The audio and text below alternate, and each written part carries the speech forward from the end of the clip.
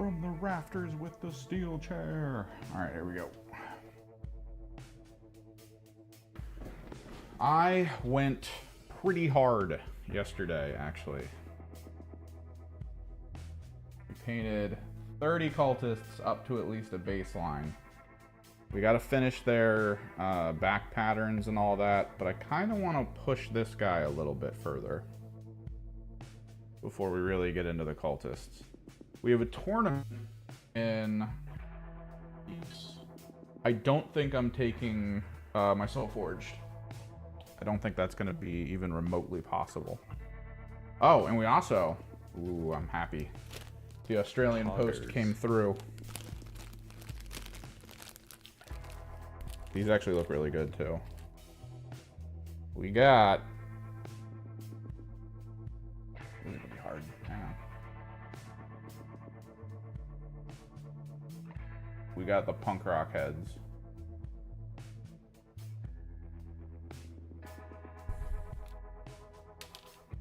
They look like they're sized for Chaos Space Marines, so that came through.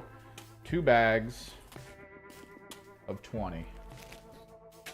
So I got 40 punk rocker heads for Emperor's Children that are, you know, gonna go in this little bin over here and wait. No. Oh, I'm gonna be itching. So let's keep pushing the Venom Crawlers.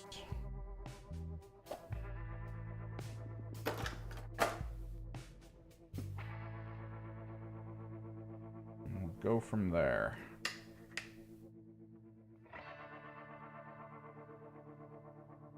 I think what we need to do, because there's some corrective function on this one Venom Crawler I need to take part in.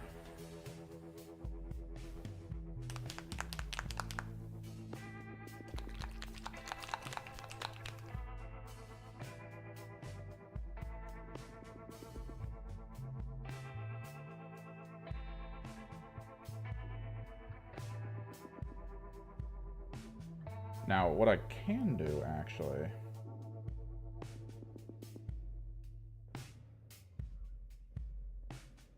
Wait, what do you mean? Using the Tabletop Battles app, the secondary objectives for Raven Guard aren't showing up. Are you saying for... Is this another 10th edition thing? Is that what we're talking about here? I'm actually a little annoyed. I left my speed paint box at home, which means I need to use white ink right now. And I only really have this giant one that I don't want to use. Oh wait, no.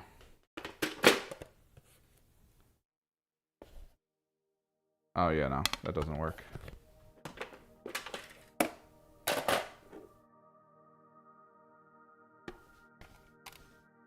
Oh god, this doesn't work either. Guess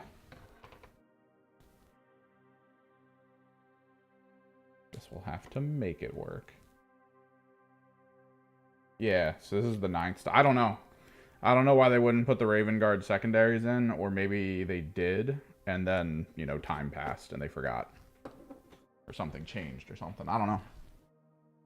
It's kind of the big struggle when you play the old modes and want to stick with them. And I mean, I'm not saying don't. I'm saying this is just a struggle. This is the struggle you're going to have to face in this process of playing tabletop games, is that if you're going to play the old modes, the stuff is going to become unsupported. You're going to have to figure out how to manage it on your own, right? Like, you're going to have to figure out exactly what needs to happen. You got to grab all the rules that you can from everywhere.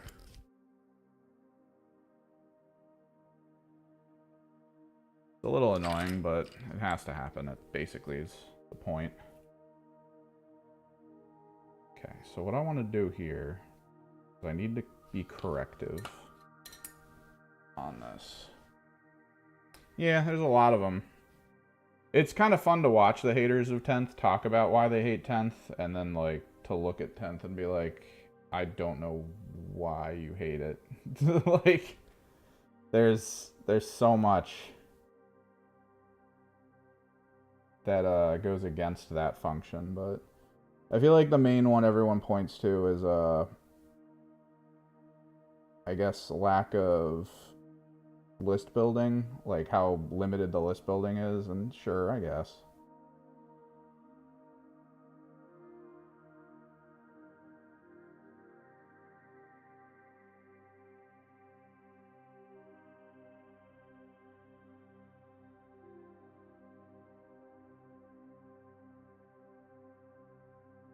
Need a different brush.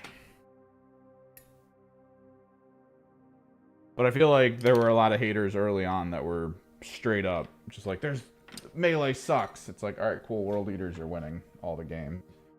Psychic phase is gone. No, they just move psychic to different areas to try to speed up the flow of the game, and you don't have to spend an entire turn only focusing on psychic. You can instead weave it perfectly in with ranged or any other modes. This is going to be a problem. That's right, we're edge highlighting it.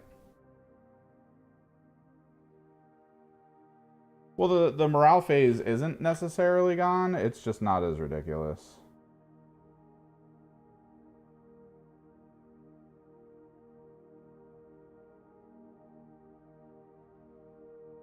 You still have to take battle shocks, you'll still suffer a little bit.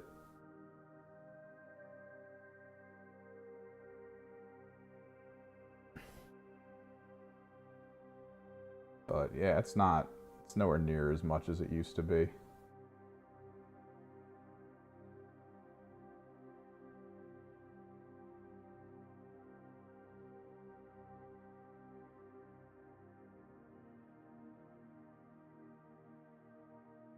Which is arguably a good thing, but, you know, people have their own opinions on how they want the game to go.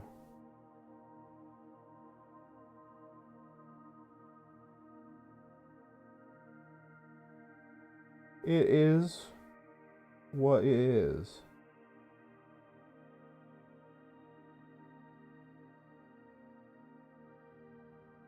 I'm just happy the game seems to be interesting more and more people locally every day.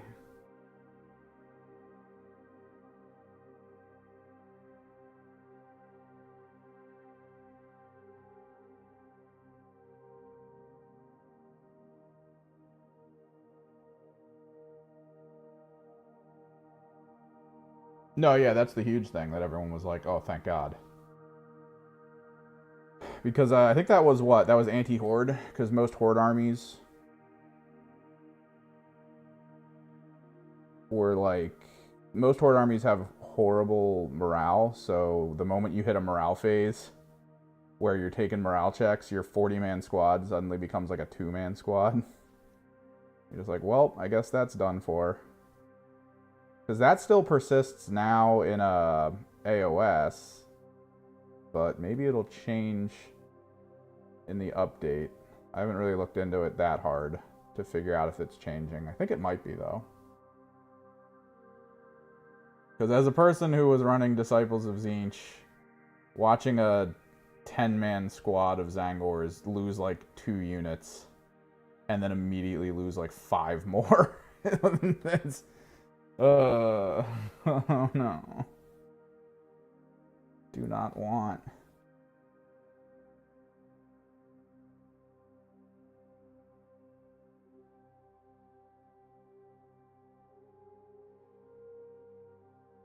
I don't know. At this point, I'm convinced people just want to, like, hate on something. I feel like that's kind of become a social thing for us now as a species. There needs to be an enemy. If there's not an enemy, then there's nothing to really point to and be like, "Arr, bad." It's just better for there to be a sort of enemy in our heads.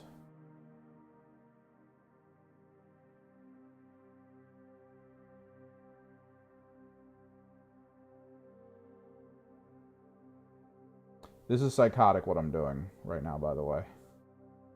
I'm already regretting the choice because I'm already remembering that we have a second one to do this to. I'm not happy.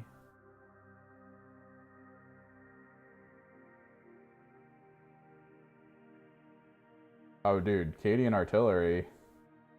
Everyone likes playing Cadian Artillery into Horde until that Horde is 100 Chaos Cultists with 4+ Invulnerables.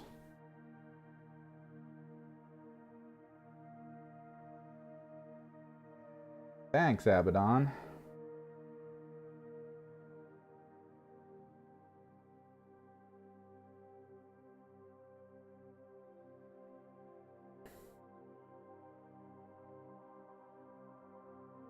Although that's going to be a lot weaker now, because Chaos Cultists don't have weapon options. They are what they are.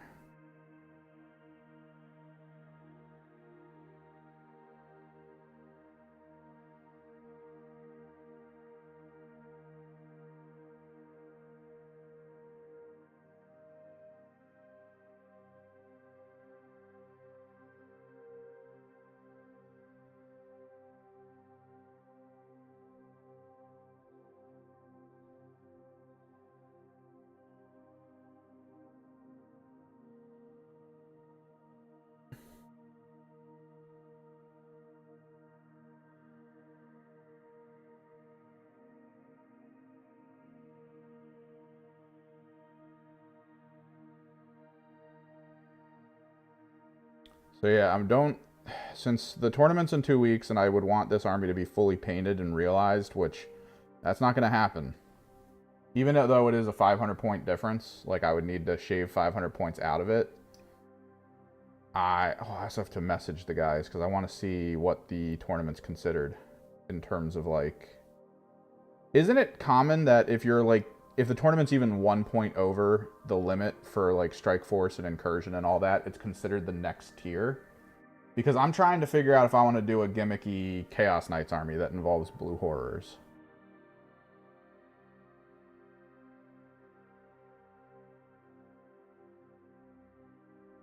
But since it's a 1,500 point tournament, if it's considered to be 1,000 points, I don't think I can double blue horror, because 1,000 points I'm pretty sure is 250 points of allies, which is only 1 squad of blue horrors. Whereas I need the 500 to be able to get 2 squads.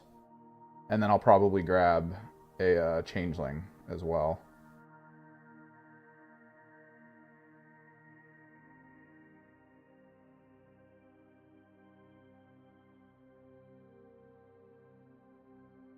Edge glow with white ink. I love edge glow, man.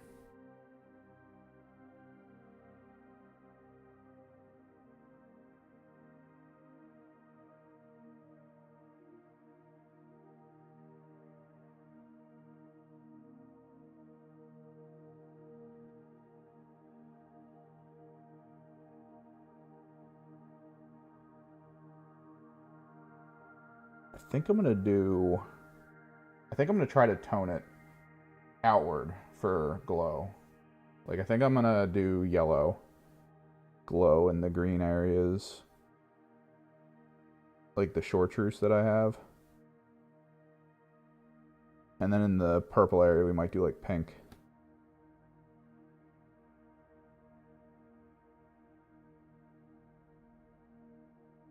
Necromunda? Necromunda is, as far as I can tell, and this is the opinion of someone who's watched games but has not partaken, Necromunda is the pinnacle of narrative. Which, if you're going to play it, you need to be in a specific mindset for narrative play. Because if you're going to play competitive, the issue is there are armies, or rather, I guess, factions in Necromunda that are extremely powerful, especially if you lean into very specific ways of playing them. And if you know what your opponent is, you can easily kind of counteract it with certain things that you do or purchase for yourself in the game, right? So it's very, very possible for you to be a try-hard asshole in Necromunda. That being said, if you are playing with like the right group of people who are in it for the narrative, it can be really good because there's a lot of internal elements in Necromunda that feels like you could almost have an underrunning storyline. Like I've always had this weird idea of running a couple concepts in each other in the Warhammer universe, right? Like they have their tabletop pen and paper RPG, the Wrath and Glory stuff. What if you could combine Wrath and Glory's RPG elements with a tabletop element like Kill Team or Necromunda for skirmish? Because the statting's all there.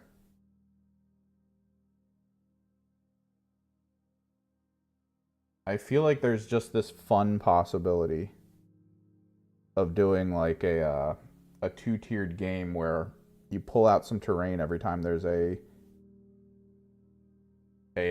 like an interaction or combat, and you can just go crazy with it. But flat, Necromunda is pretty good for its narrative. You kind of want a group, to my understanding, to play it. I mean, you can do one-on-one, and that can be fine.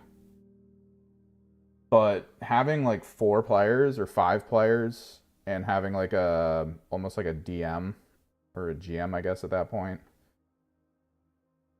Having a GM kind of like organize the story of the game, the matches, you know, figure out what's happening, like who's going to get what. If somebody's suffering a lot because of the narrative side of things, he has like some pre-planned balance functions that could pop up.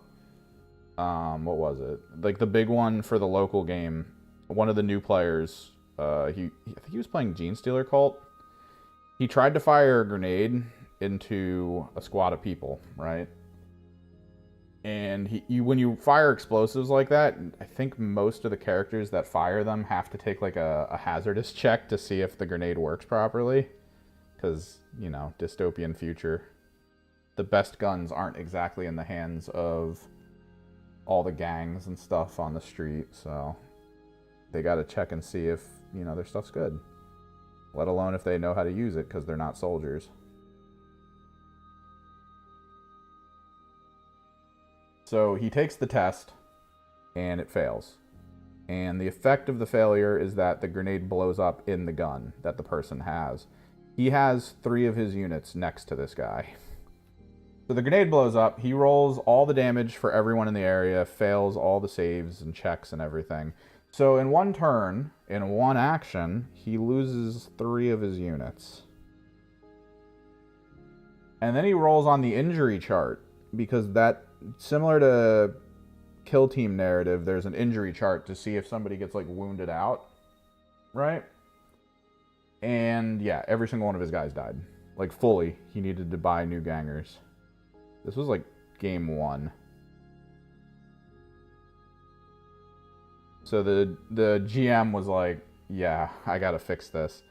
And declared that maybe like a side gang kind of came and saw him and was like, oh, we lost our leader, blah, blah, blah. Like he narratived it up to try to give him access to more units without needing to pay for them.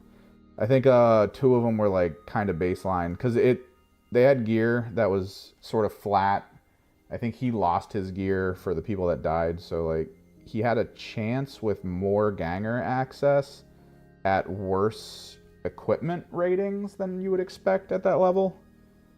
But like he had more people on the field than the next guy. And then I was watching the next fight, and a very similar thing happened. Where he just lost like everyone on one side, including like all the people he was just given. So the game can be wildly destructive. Like by game 3, you could be super annoyed with how the game turned out for you. And there's also a bit of a curb.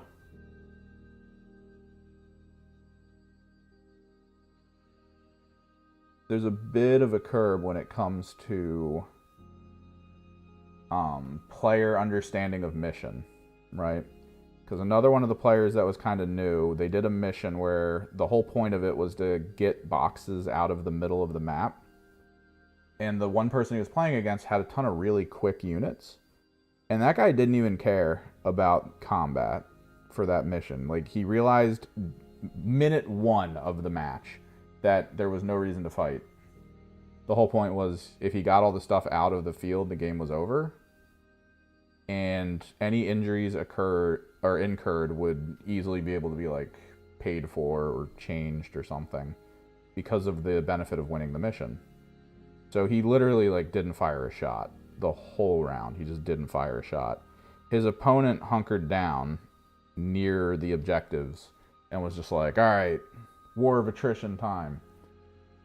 And yeah, he ran in faster than what his opponent could deal with, grabbed all the boxes and got out, and just daisy chained all the boxes out in I think like 2 turns. There was nothing the other guy could do about it because he didn't go first. He didn't like run into the middle first. He got kind of trapped. So that's kind of one of those things of like people new to skirmish, because a lot of the people that got into Necromunda never played a skirmish game, so they don't know kind of what Kill Team teaches with the whole don't worry about your units, worry about the mission situation.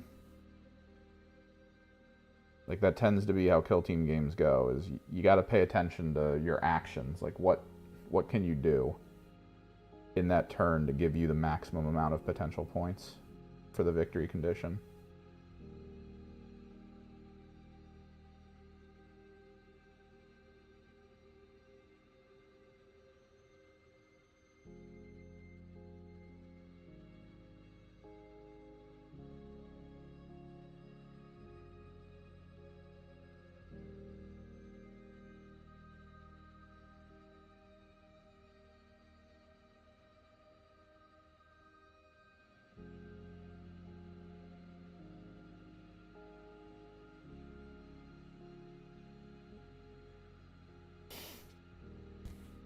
So what do we take to the 1500? What do we do? I completely forgot that I had knights. I'm not even gonna lie, I was sitting around at home like, oh man, what Thousand Suns or Genestealer cult do I bring? Because I'm not thinking Soulforged. I don't really want to rush these paint jobs more than I already have.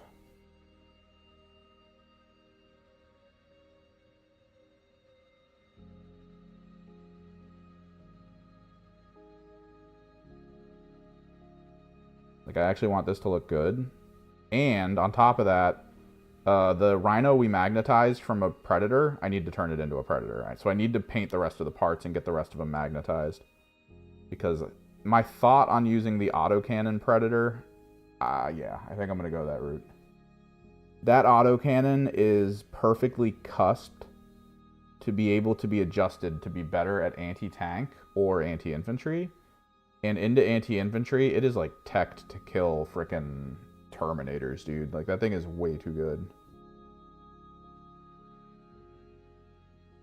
And with the Vash benefit, you just turn that thing into a demon and just start hammering frickin' Terminator class units.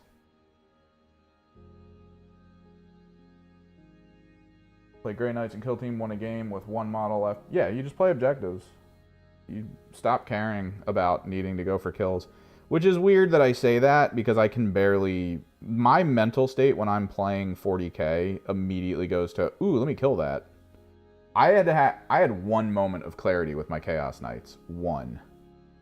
Where I realized I needed to kill my opponent's scoring units more than anything else.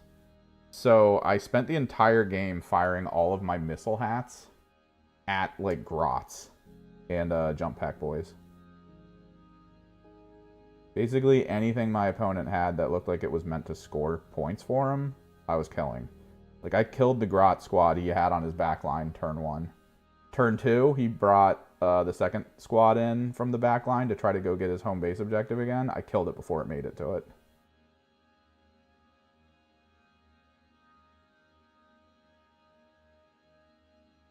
It was the most ridiculous, like, moment of clarity that I was just like, I need to do this. And then I did it. And I won that match. I just wasn't paying attention to his leadership roles because he completely forgot how leadership roles work. So he was cleansing points with battle-shocked squads for like 3 turns. Type of damage. Yeah, you pick damage types. You pick all these things. These guys are Necromunda. painted. I decided that the Wasteland people were going to be my cultists. And I was looking through their weaponry and I was like, oh geez, there's so many options here for like attack types. So many special rules for like the hook claw and all that. Wahapedia doesn't really do Necromunda, but it links to a site that does. It's called like Necrodash or something. So I was taking a look at all the rules there, and it was weird. I liked it.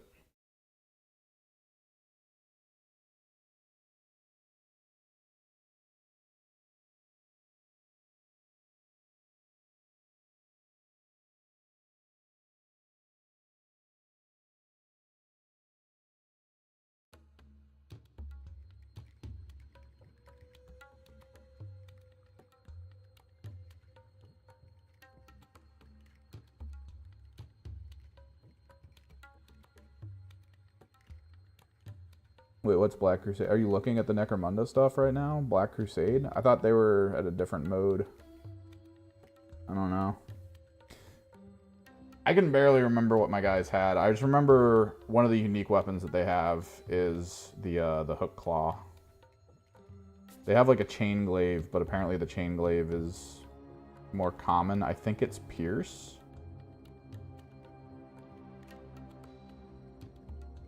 I think they have a lot of piercing for melee. But I think most melee is piercing. There's probably like bludgeoning type attacks, but I don't think my guys have access to that. And then we have there's the shotguns that they have, which I think are energy-based shotguns. Oh, the old RPG before Wrath and Glory.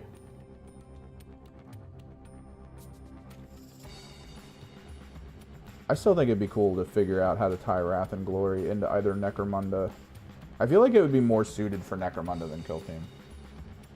Because I feel like they want in Wrath and Glory, they want you to play like rogue traders and stuff, and I think that that fits gangers more than anything else.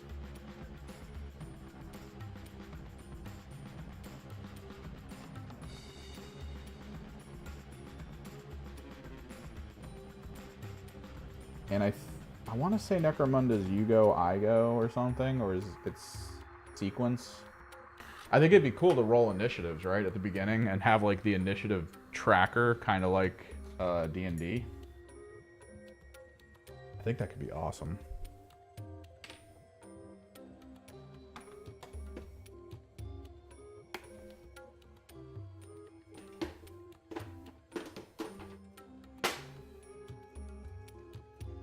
It's a bit much to maintain, but I mean D&D is a bit much to maintain.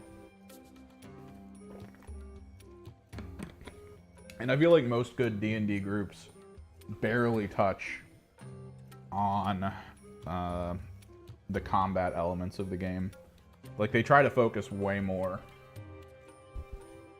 on interaction, social stuff, which Wrath and Glory seems to be tied into. They seem to focus very heavily in that format on, like, conversing with people, trying to get your way, intimidation rules, stuff like that.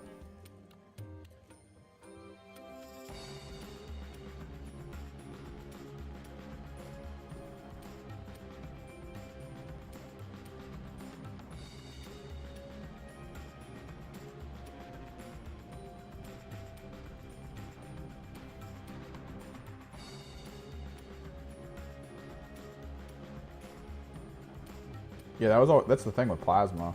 Plasma always sounds cool, but you have to realize you're basically just taking a hunk of a sun and throwing it at someone. It's a piece of a dead star. Just hurling it at someone across the map. That person's getting incinerated before it even hits them.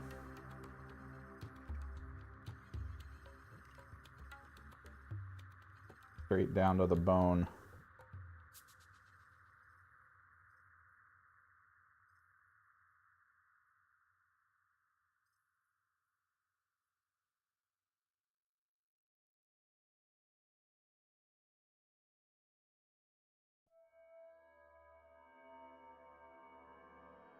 Well, that's the thing. Like, I I don't know if the combat necessarily needs to be from the Wrath and Glory or any of their old tabletop formats.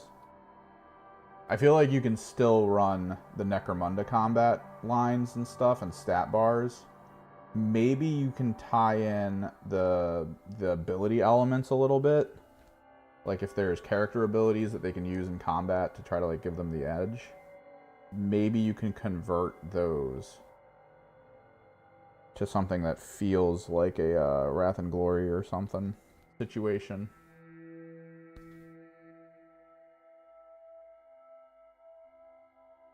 Could be cool.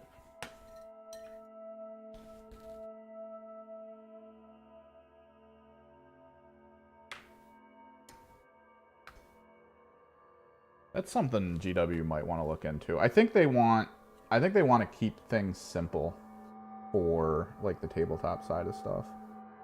That way you don't have to like think of all the potential different modes you could run. They just want to make it so that, you know, you get your like one thing. You're not really that worried about it.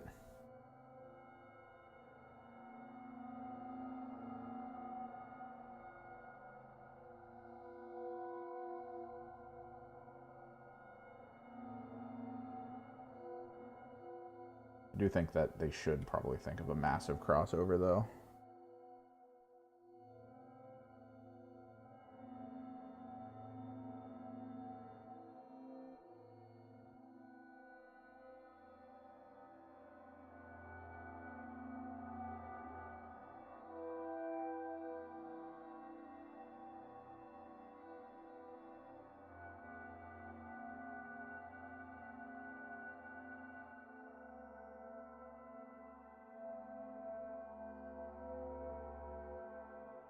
I think, though, the difference between Dungeons and Dragons and, I guess, the Games Workshop games at that point, they have access to something like that, but you can always theater the mind, the combat.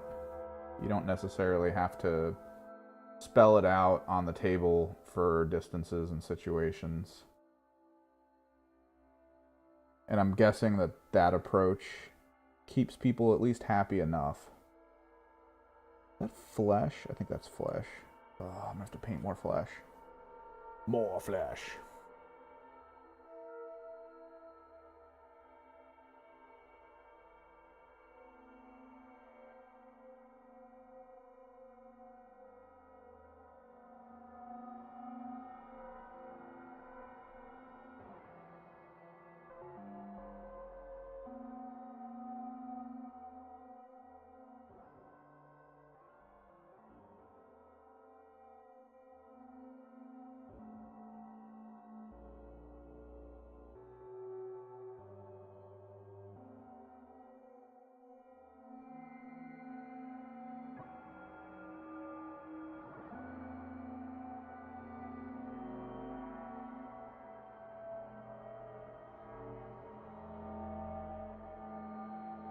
Yeah, we have a, okay, upcoming projects, which I'm trying not to think of because of all the projects you see sitting in front of me.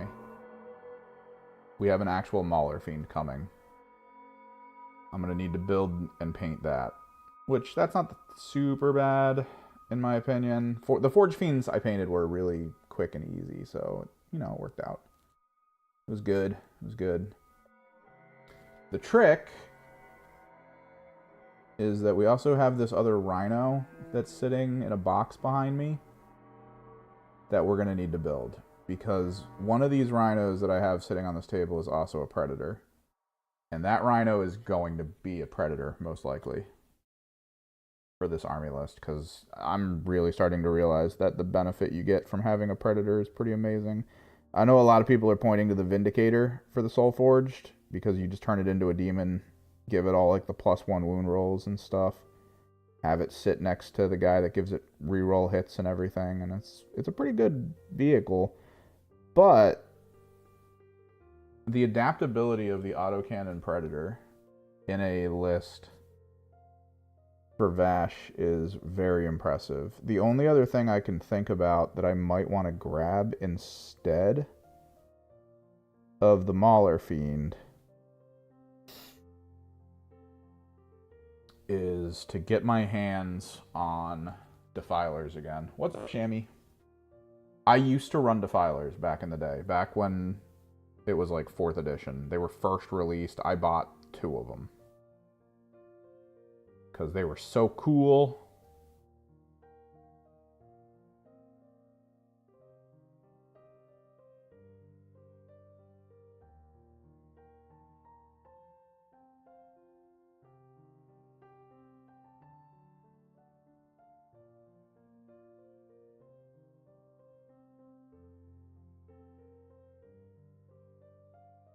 The thing is, I do agree that the Defilers don't look that good. They haven't aged well, I guess we'll say.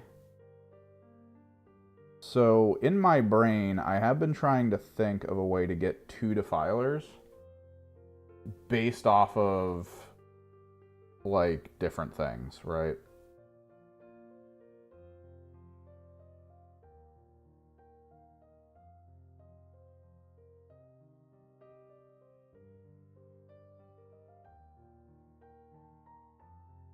The thing is, I do need to see one because I need to see the footprint. Like, I actually need to see the footprint. We're going to OSL this as well at the end. I'm going to hit his mouth with the glowing green from the butt, and then we're going to make this look like a heat map of green going up. The little tendrils. So we are going to OSL it a bit when done.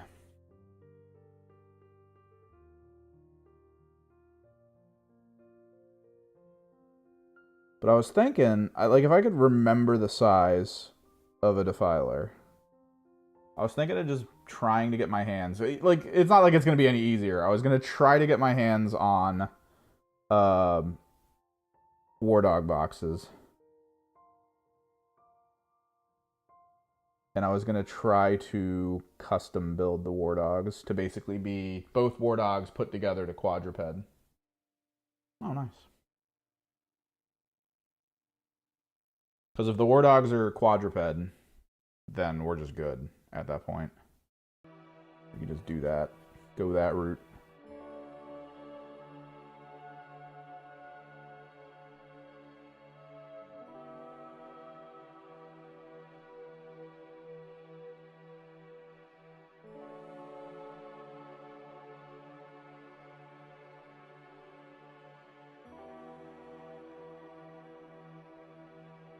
Because I've got extra battle cannon parts from the 3D print stuff that I got wrong. The guy sent me like the wrong parts for the first batch, and he was just like, I'm just going to reprint your whole order and send it to you. Which is poggers.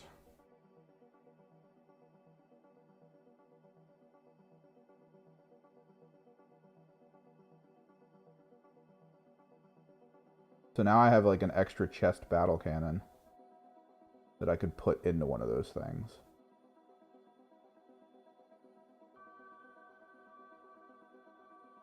And it's making me think.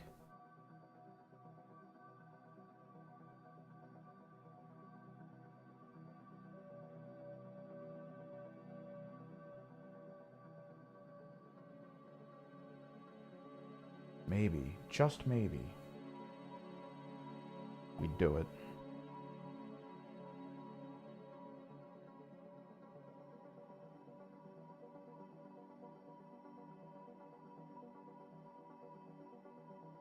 Alright, so we need flesh tone, so we'll need the white, which I think is still down. Because the middle arms that he has a little bit of the demon flesh in it that I didn't notice the first time I did this. Okay, the white is now a little too purple for some reason.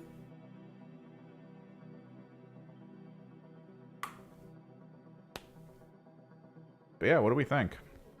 What do we think I should run? 1,500 point thousand suns, which is going to be probably a list that involves a big brick of Terminators for me. It's going to be like a big brick of Terminators, Demon Prince on foot, and then Zangor Enlightened and some Zangors, and then I'll have to pick some excess units, like maybe an Ahriman with Flamer Squad. Something like that.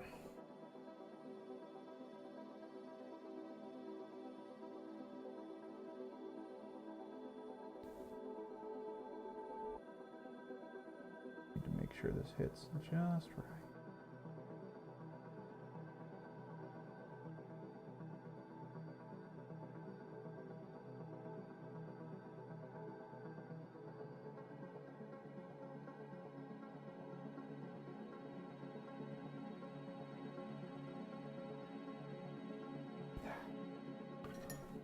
Or do we try to pit a Gene Stealer squad in? Which, by the way, I think the tournament is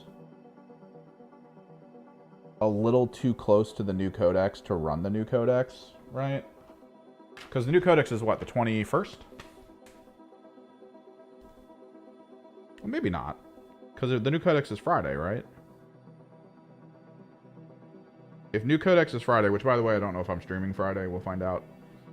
If the new codex is Friday and I look at it and I like the idea of pure strains, I do have one box of pure strains and then we can sort out the list from there. Because we are going to have to figure stuff out. It's not going to be anywhere close to kind of what Gene Stealer cults do now. Just because of the nerfs that are coming. Aberrants aren't as horrifying, stuff like that. So I'm going to have to figure out how to utilize these units in a better way.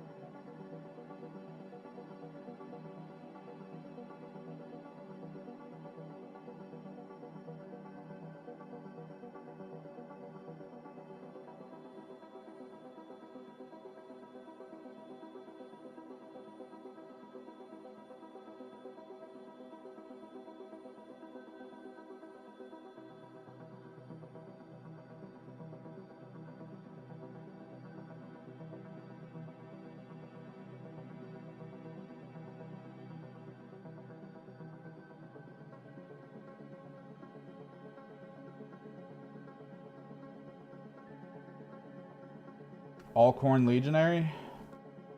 I mean, definitely the Butcher, definitely the Anointed. You could have a Shreve Talon for a flex. I don't like the Shreve Talon, personally. He has his place. Like, it's not like he's bad. But there's just something about him being kind of like low damage-ish that makes it annoying.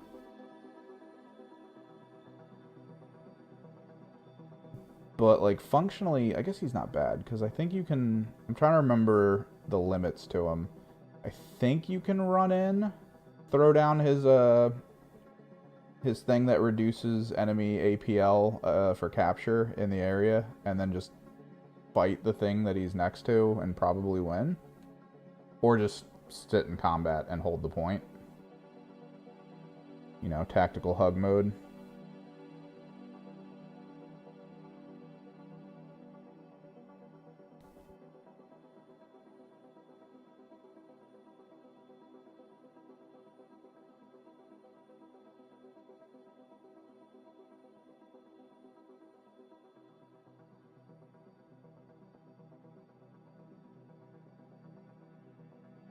Blooded?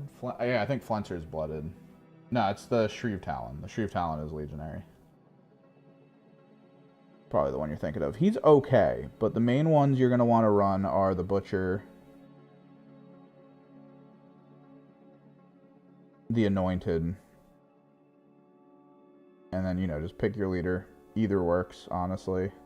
A lot of people are realizing the Aspiring has more functionality than the Chosen, which is good, because when they first came out, I kept hearing a lot of people be like, you only want the Chosen. The Chosen's the only option here. He's so good. And it's like, I don't know, man. This is a game where your action points matter, and this is a guy who gets a kill and gets basically a free action. So I think he might be better. And that seems to be, it's becoming the consensus, I guess, is what we'll say. Is that, yeah, you want a action point economy more than anything else. And then, yeah, you just go probably a icon bearer that's meant for melee.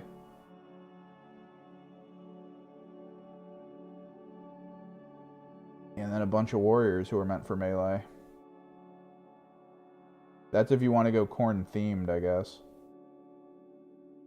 Because if you're going like all corn mark, you can't really do the balefire, which sucks because balefire is great. You toss the balefire buff on like you're anointed or something, just watch him go nuts. Throws it on your aspiring kills a bunch of people. It's great.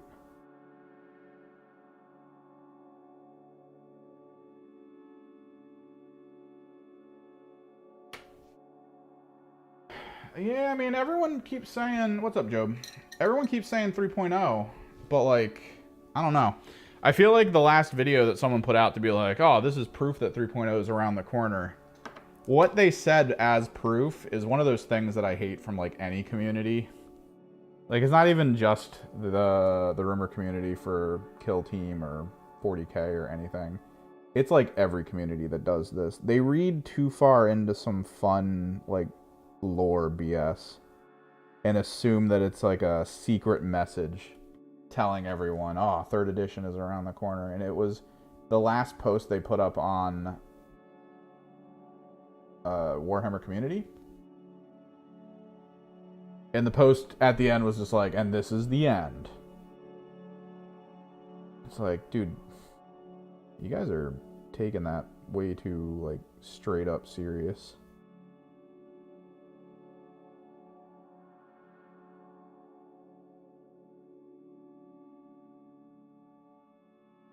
But yeah, the hope is still that 3.0 is around the corner, and we'll have to see what happens. There's a lot of worry.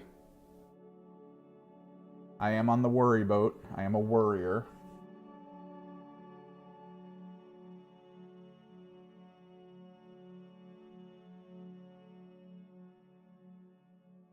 Because if 3.0 comes out and it's not just an overhaul of the gray rules to make them more serious, as well as like a rebalance of things like fly and stuff like that, if it's not that, if it's straight up just like we're getting rid of all of the bespoke teams and we're just going to redo everything and change it, and we're going to bring, you know, team customization back in so you can do the whole like take 10 freaking Imperial Guard all with plasma gun bullshit from before. Like, it's the worry. I'm in the mindset of like, I think Games Workshop recognizes what they did here was a good thing as like a breathing room type game compared to 40k. Because that's kind of key to what makes Kill Team great, is like, for the people who get annoyed with the min-maxers of 40k and just want to play an interesting strategic game that has like a fun level of balance to it, that's what Kill Team's for. And if they kind of hop in and gut that because of a few people in the community who are just like, where's my team building? It's going to be really bad.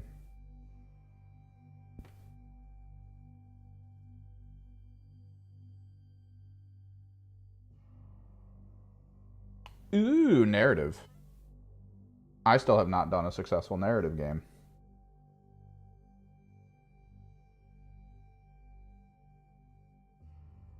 I tried, but I think we did the wrong rules. I have a whole video going over the mistakes I made for thinking about like the adjustments for narrative.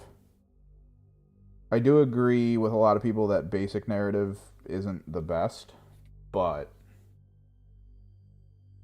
figuring out the homebrew was not as easy as I thought, and it was especially hard because the teams we were playing were both technically very broken at the time. And the only of the two teams that got, you know, adjusted and nerfed was my friend's team and not mine. So as the rules shifted and changed, we were like, oh no. Because he lost all of his AP function, like his really good AP.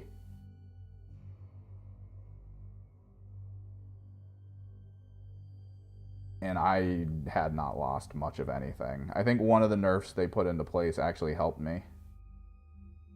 Because one of the nerfs was you no longer go back to full health, which just meant I actually had something to spend command points on. That's all that meant to me. Was like, oh, now I can spend command points on this thing that gives me like armor rerolls. Whereas I never had to do that before. I can do it now.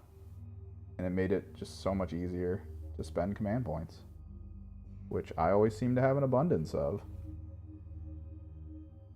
There we go. Flesh tone legs.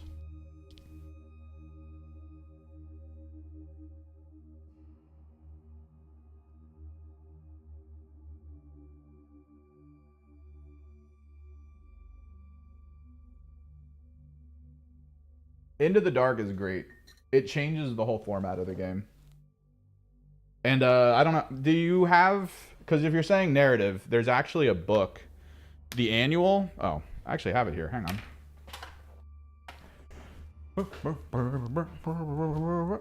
Wait, do I have? Yeah, I do. So Games Workshop came out with this, and I think it's up on Waha, maybe. I don't know.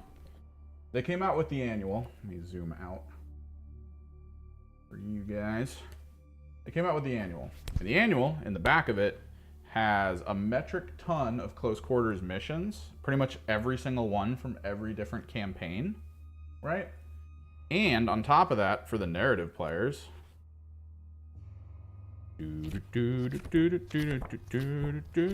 where is it? They actually have a whole write-up on a way you can do narrative in this that involves gathering loot and doing like fun stuff. And it's like a 3-stager, I think. Oh, they also have the multiplayer ones, I think. Or no, this is like the extra cool things. The race to the tubes, the 2 borders for 2 teams. But here it is. So they give you the Galadark Expedition. They give you the recommendations. It's super bright because it's white pages and I have a lot of light here. Campaign Master Edicts. They have all these examples. It's great. I think the annual is probably one of the better collective narratives that you can play in Kill Team right now. Because it's just good. Like, there's really no element of that narrative that makes me go like, this doesn't seem great. It seems fantastic. Rules-wise, it doesn't seem like anyone breaks away too much as a leader in the first couple turns. And if you have enough people playing, I mean, there's so much random stuff that'll happen that it's very difficult to claim one person's going to be overpowered for the bulk of the game, right? All right, so we're going to do...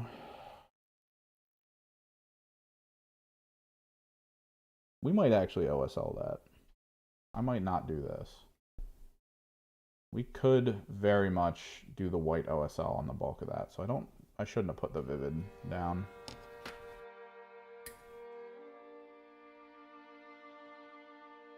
It's good though, I like it. What do we do next? Oh, actually no, Vivid is a good idea because we have a couple spikes here we can do.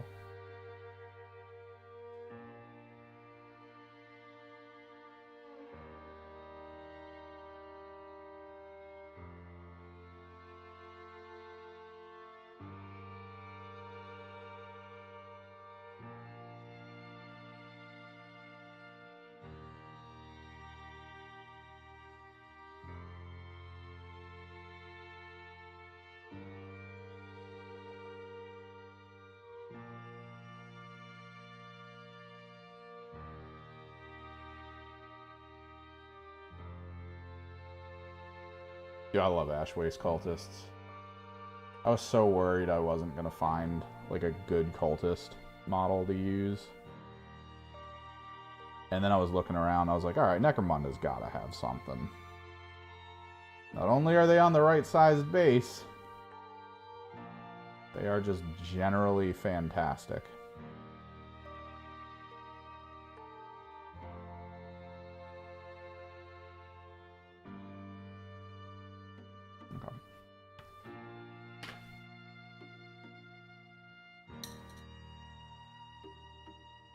can start doing the wires, I think. You find the Chaos Black or Abaddon Black or whatever that black speed paint or contrast paint is that I like using for this. Because over top of gold, it makes it look almost obsidian. Black Legion, here we are.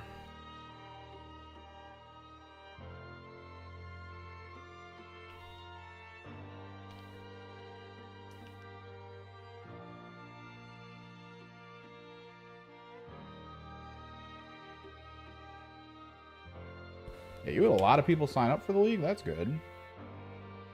Oh, I forgot. Burgundy the gun. Burgundy!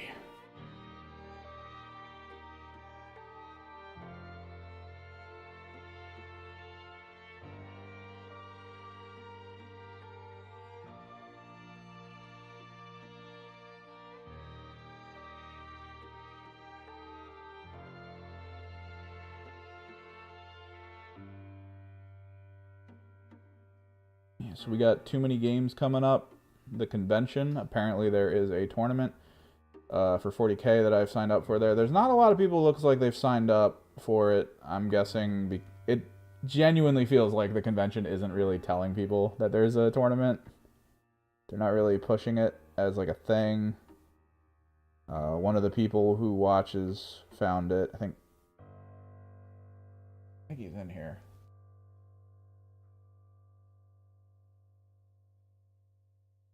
But he found it on there. He was like, you gotta go through all this stuff and click through here, and there it is. And I was like, Christ. Like, it was such a bad way of being like, here, play this game. Try and come here for the game. But I'm signed up for it. I think there's like 7 other people signed up for it. There are 32 slots. It is in a week. It's in about a week. So, yeah. Not that good. Not that solid.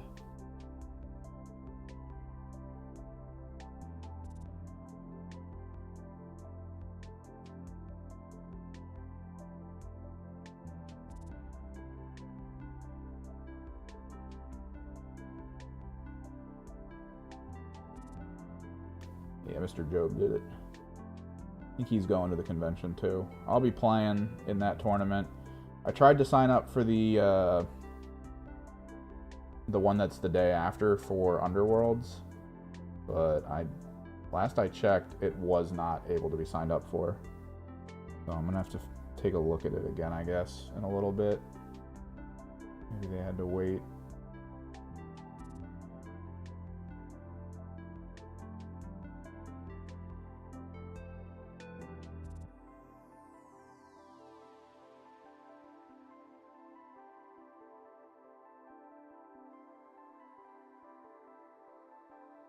I told people in my local group about it, but no one seemed to want to sign up for it. Everyone is very focused on mostly Rogue Trader tournament games and opens.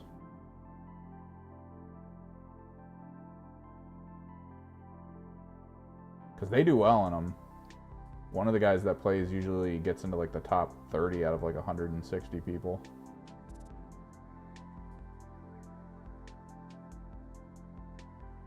Which is pretty pog.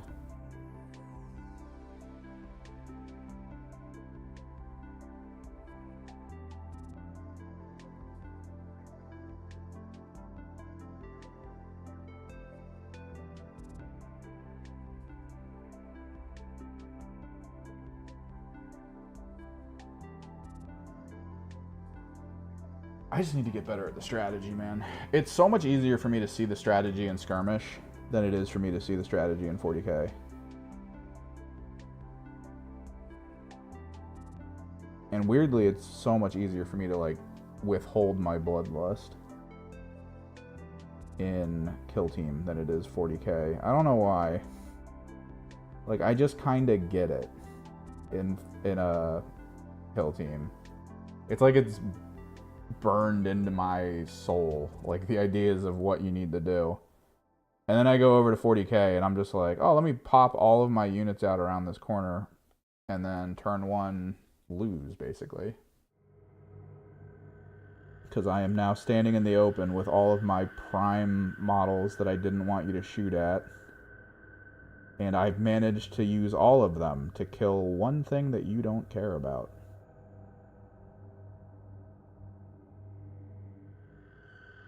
My rolls still aren't great, though. Like, I've definitely rolled below the averages of what you would need in certain moments. Like, these Venom Crawlers, I had 2 of them on the field. My opponent had 2 squads of Scorpions that he used as kind of like a forward deploy situation. He got first turn. He got, like, the ultimate side mission to do against me, which was engage on all fronts. We were longboard deployment. And he basically, turn 1, was able to just run his Scorpions forward to get engage on all fronts max score. I had no way of stopping it.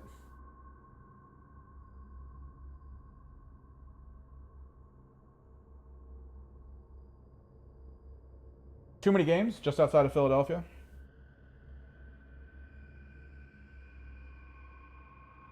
Are you modding some Game Boys, getting the LCD screens? It's a fun modification, because it's good. I kind of love that at this point Game Boys have like the Pimp My Ride level of modifications to them. Like you can get the clear ones, you can install some RGB lights to the board that come on when you turn the system on.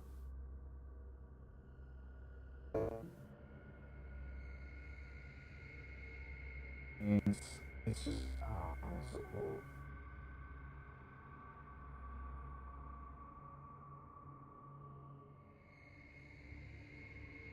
That's a wild community.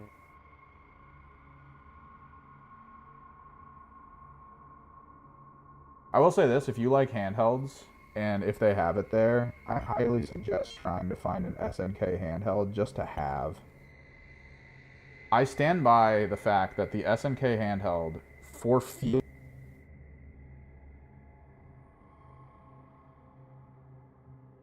It has an 8-gate analog stick on it. Oh, is it still getting weird? Yeah. Boop, boop. How about now? Still crappy?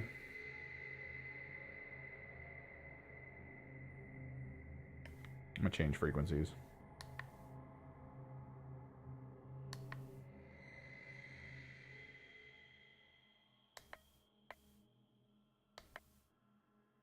What about now? Still weird?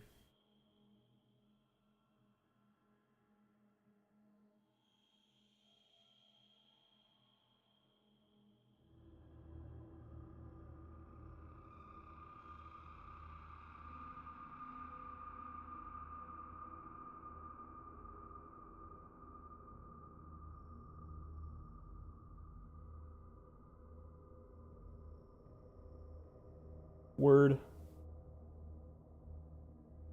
Yeah, until I actually change the microphone layout, I have to use the lapel ones. And my lapel ones just, I don't know, they freak out. I don't know why.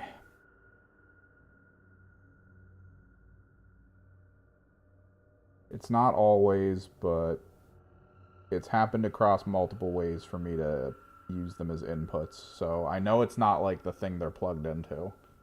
It's just them in general.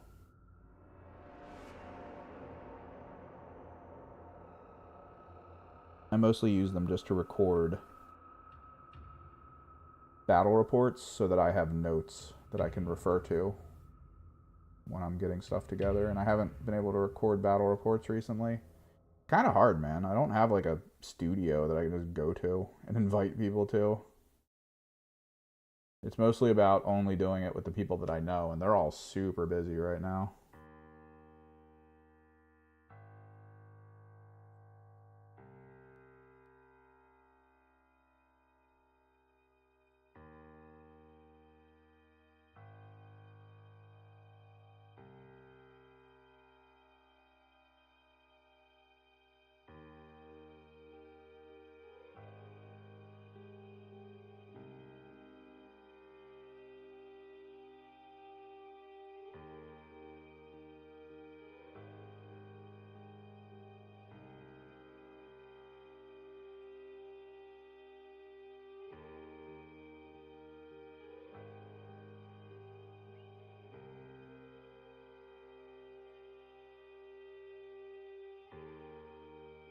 I'm leaning into just doing Knights again.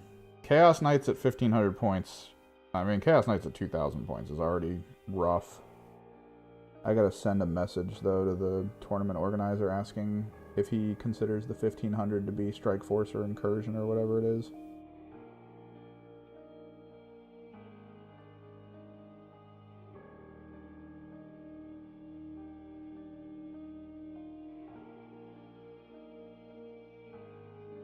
Because I think at 1,500, you can't even really bring a big one, right? Like, there's no reason to bring a big model. I should just go one stalker with sticky objectives. And then, like, a bunch of little brigandy, carnivore-y guys.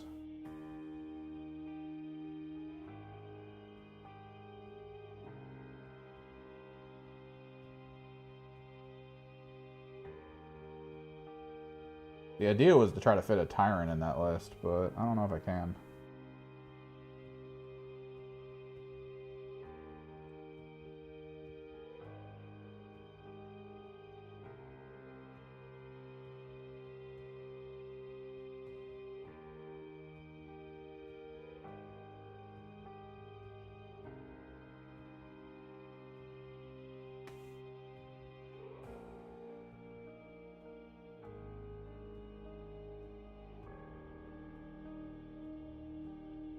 God, 1,500 points.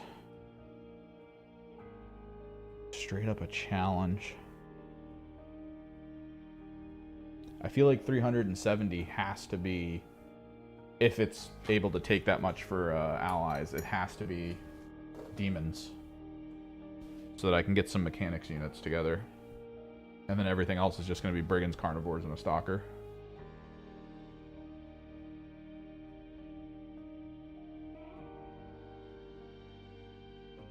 If they drop the Abominant 100 points...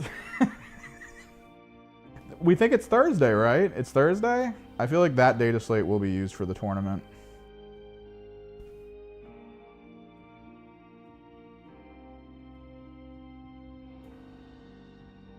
Well, I mean, it depends on how you approach it, I guess. If you have enough of an understanding of your overall, like, goal for painting, just, it takes no time at all. And it doesn't really feel as messy as you'd think. But if you don't really have like a layered step-by-step goal in mind, that's when you have problems. Alright, let's try to get this pin wash started.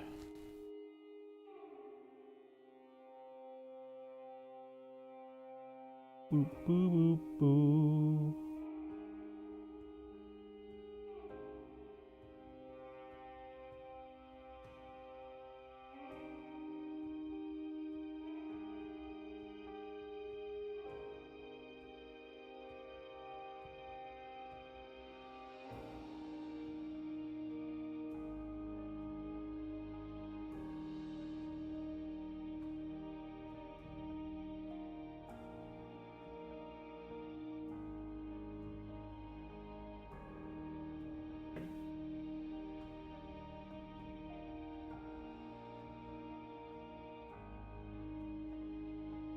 I won't yell at you, Shammy.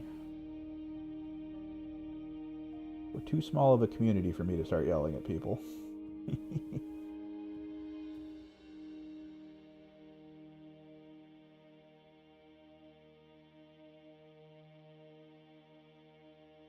The ego's not there yet.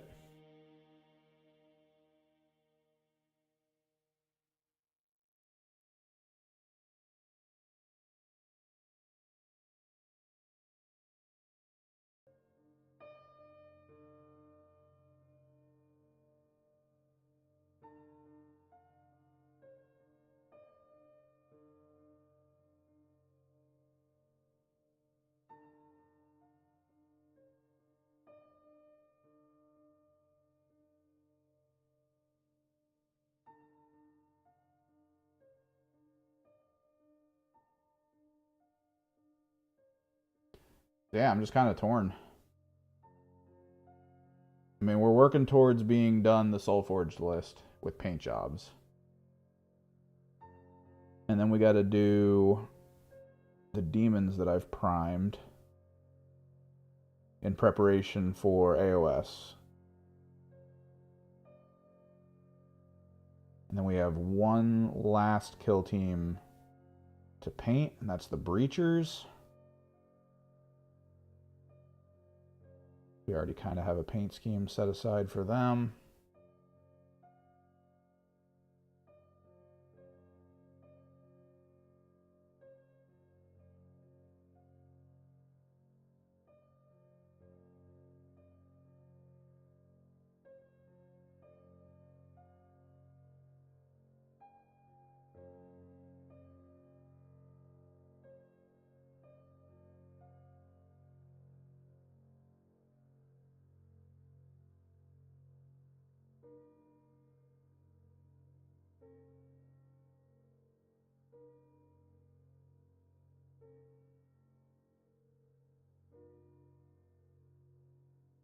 Ooh, the rim highlighting is making this pop so much. I like it.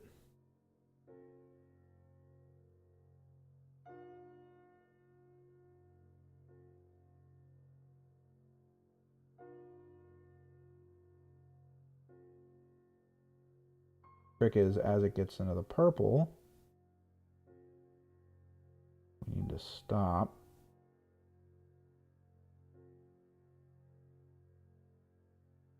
There's also some pin highlighting that didn't dry right, or maybe I missed it.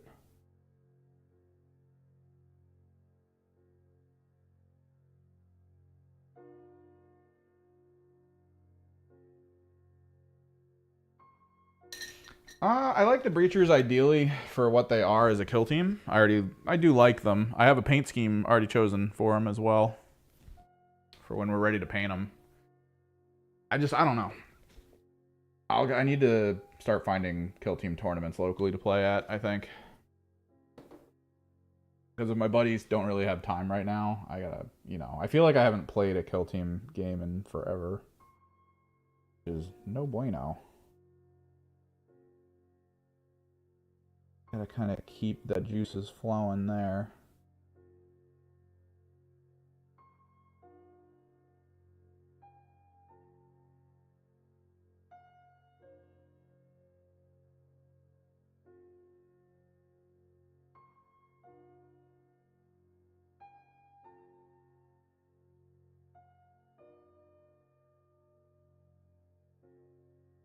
There we go. Pin washed.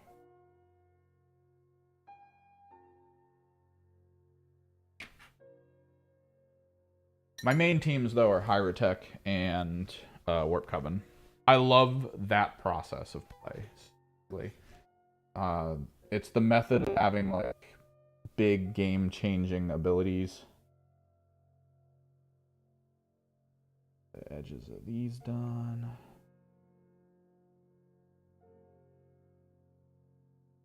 This is going to fade into green.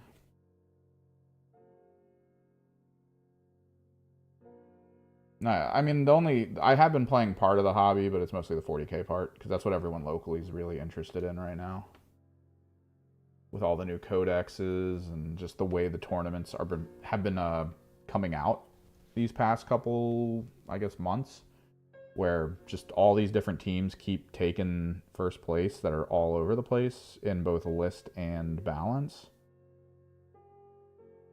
It feels like every other week there's a video on YouTube from one of the tactics people who are just like, this is the strongest army, and then that army doesn't win, like, locally, and it's this whole other army and whole other list, and no one expected it, and it's like, whoa, that was crazy. How'd that work? And then people try to dive into it and figure out the strategy involved, and it's this constantly changing format that people are just really interested in at this point, which I agree with.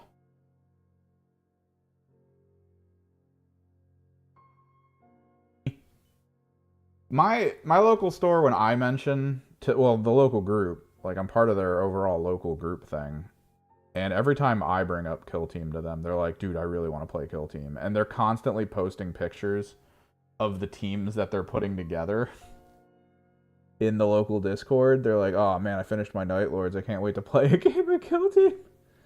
And it's just me sitting there being like, let me know. I got you, Haas. I'll bring the terrain, dude.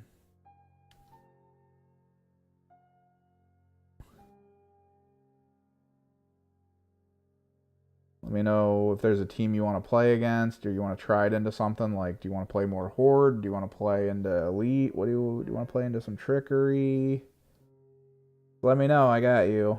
And they're like, hell yeah, man. And then it's just all 40k games. Like, there was a kid who painted the Hand of the Archon. He was super excited to play Dark Eldar and Kill Team. Haven't heard anything from him since he finished painting them. Like, he was in the store painting them for like a whole day while I was playing a 40k match. And I was like, dude, whenever you're ready, just let me know.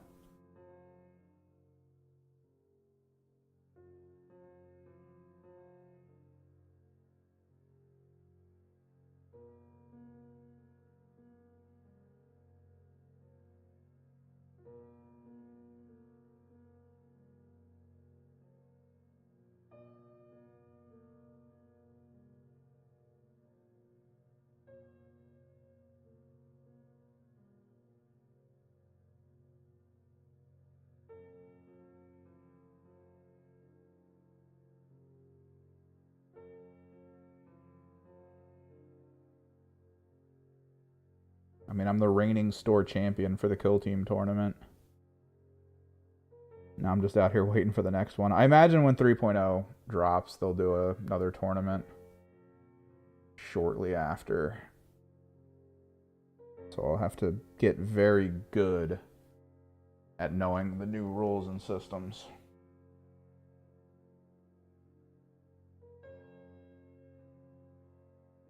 Yeah, like one guy bought Night Lords for his like 40k army, but then at the same time he's like, dude, I also want to play these in Kill Team because they sound awesome. And I was like, yeah, man.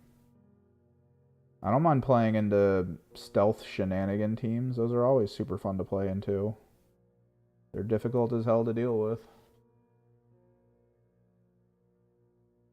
That makes me feel happy when I feel challenged.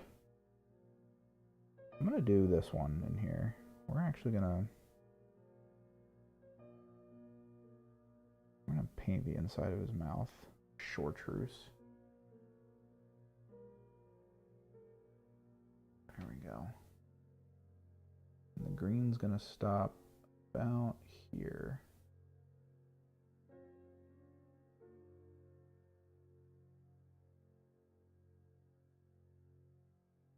I just gotta get some games, man. I wanna play games. And then the convention I'm going to doesn't have a Kill Team tournament. They have an Underworlds tournament, which is wild to me, but I kind of want to do it. I am planning on taking my Underworld stuff there because I'm meeting someone there who wants to learn how to play. I don't think he's going to want to do a tournament, though, because this will be literally like his first game. I have a feeling I'm going to get some trophies from this event. And it's going to be the same feeling as like the Kill Team event I did at the store where just not a lot of people played. Like, it was mostly down to me playing the most games.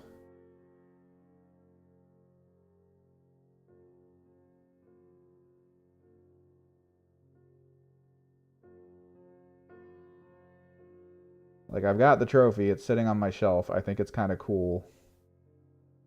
But at the same time...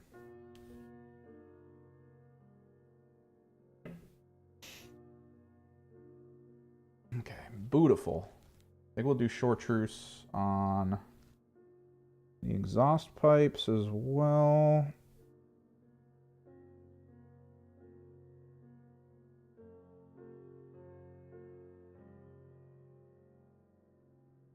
What do you mean? TAC ops are... they have the different modes of play. And if you're playing narrative, TAC ops are important, and they're different. You can use... I think in narrative play, they let you use any TAC op. Your army's not restricted by the archetypes. Because you have to try to complete an overall mission to gain a benefit. And that overall mission usually takes an entire campaign to pull off. But like most of the missions are complete one TAC op from every archetype is usually what they tell you to do, right?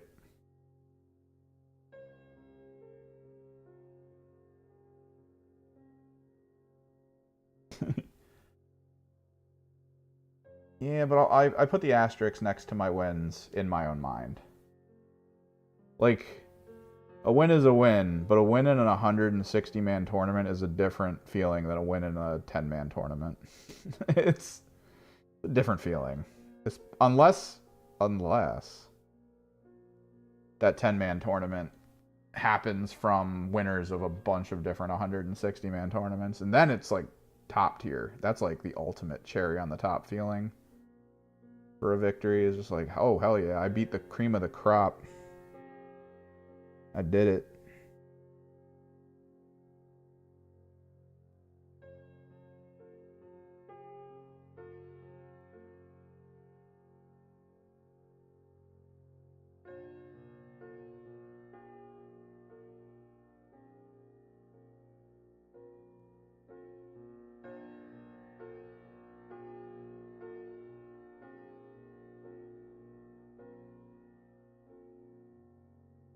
Dude, I love Underworlds. It's why every time somebody on YouTube's just like, Underworlds is about to vanish, I'm like, I don't know about that. I don't know. It's weird. Like, I don't know where a lot of the rumor mill people get their information from, because a lot of the times they'll be like, it's about to go bad, and then they'll cite information like cards are expensive to print, and I'm like, are you sure? I feel like they just changed the bulk of their release format to involve a lot more cards and a lot more systems. Are you sure cards are expensive to print?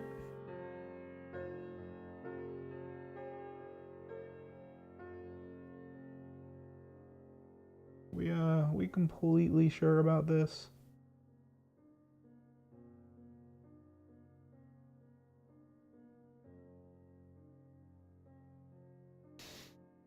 I do hope it sticks around.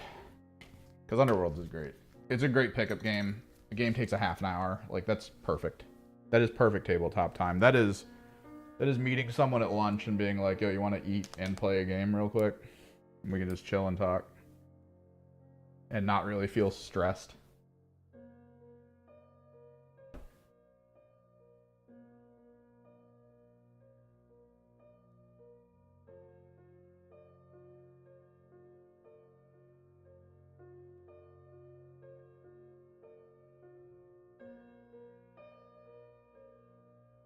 Like, meeting up for a casual 40k game isn't a thing. Even at like combat patrol level, it's not like a thing where you're just like, hell yeah, I can't wait to meet up and play this game of 40k.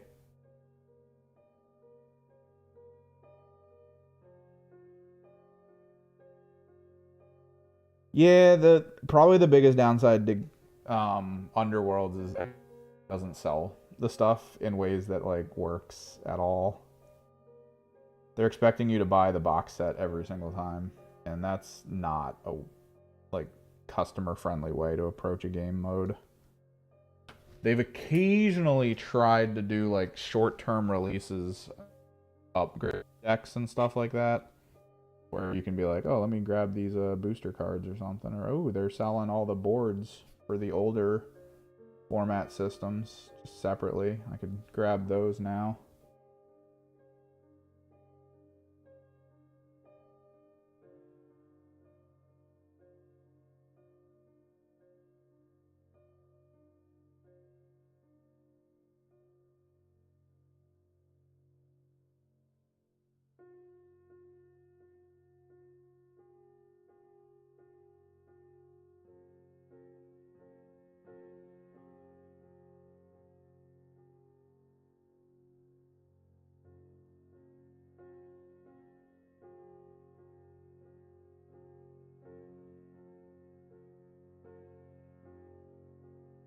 What sucks too is it's kind of they have an ideal platform for deck building, right? Like, if they noticed they had an ideal platform for deck building, they could have done an incredible thing with Underworlds, where in much the same fashion that a lot of like Magic the Gathering decks, people are like, oh, I gotta get my Planeswalker and stuff. Like, there's a level of current Magic the Gathering that feels a little bit like you're trying to almost build a 40k army and have like the right models and units in it and stuff like that. And I feel like they could have made it so that you can buy a team and maybe they get their pre-build deck, kind of like in Pokemon and stuff, where you can just go out and buy a pre-build and be done with it and play games with people with like a pre-build deck that's just like eh.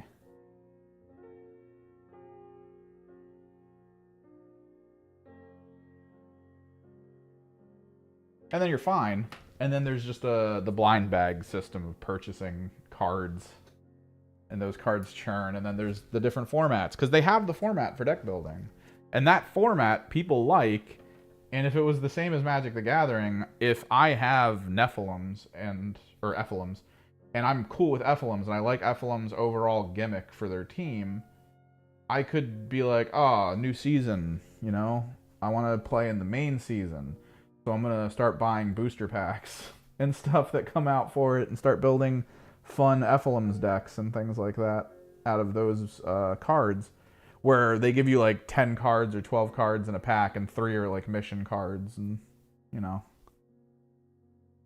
Could be cool, but they didn't want to go that route, which I kind of agree with. I mean, it's a little bit scummy to be like, hey, this is how we do our thing.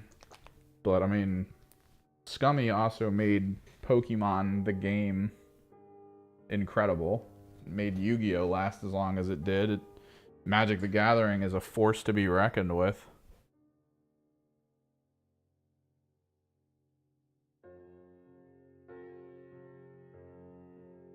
Let me just drop a little bit of the pink in the middle.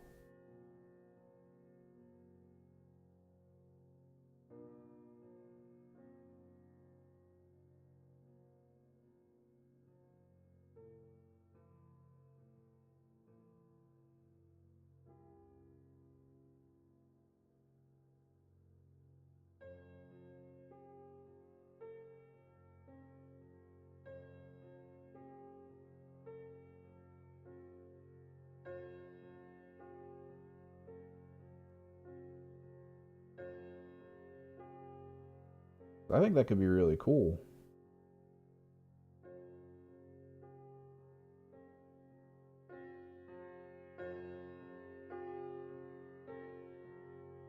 But maybe that comes down to the community that Games Workshop's built, because I feel like the community at this point, there's way too big of a cross-section in it of people who are just like, we want them to sell us everything that they're making at cost.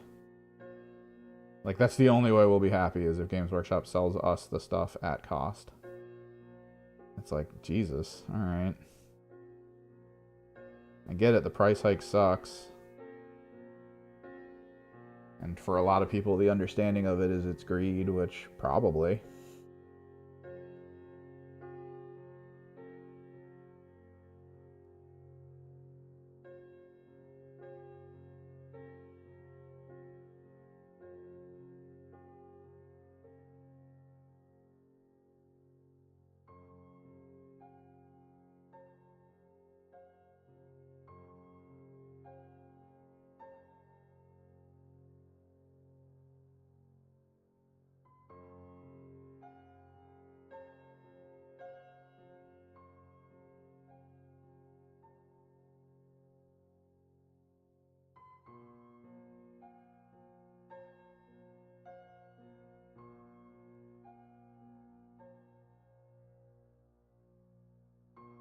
Rules being free, I do think, is actually viable. Because I do think there's still a cross-section of people who would buy the books that they drop that are specifically lore. I think there's a printing format that they could do for lore books and like the fun books and special edition stuff where people have to like order it in advance.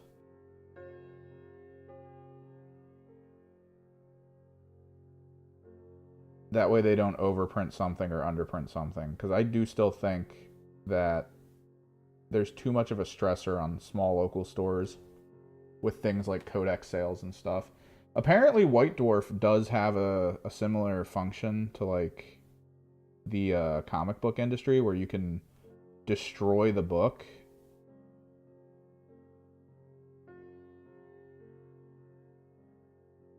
and then send in the front of it that you tore off and get like credit or something back towards more issues. Supposedly that's the whole thing. Like that's a way to ease some of the burden on local small stores.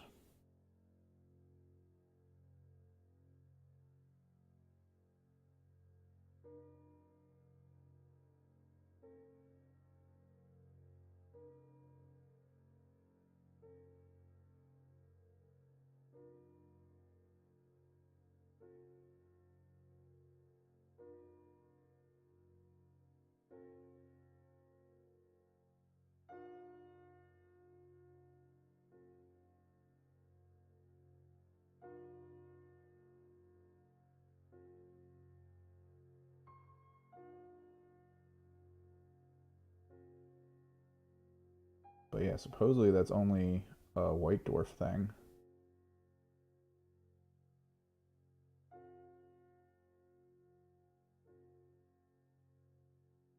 Beautiful.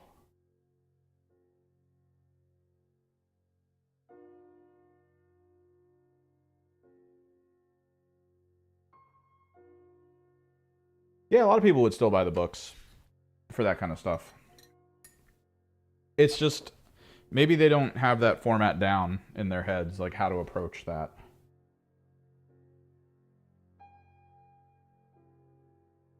Because there's risk. I mean, any format of sale comes with inherent risk. Losing too many customers, getting like the wrong orders together, blah blah blah blah, having to print X amount of time out. That's probably the big part we don't know. Like the assumption is that Games Workshop does have to print their books well in advance of sales. And if that's the case, I mean, you almost can't do the pre-order thing because everyone hates doing pre-orders like months in advance or even like a year in advance. So, I mean, I don't know. I don't know the limit on that. I don't know how that works for them.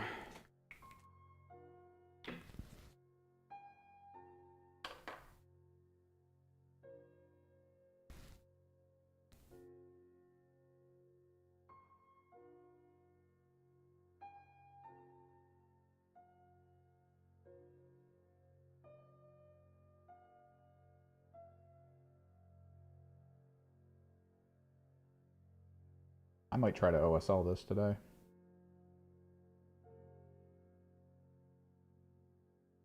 We still got a whole other one to do.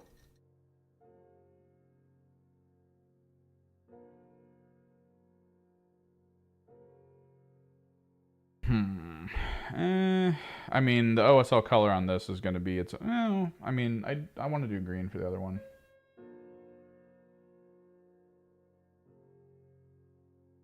No, yeah, corporations try to corporation.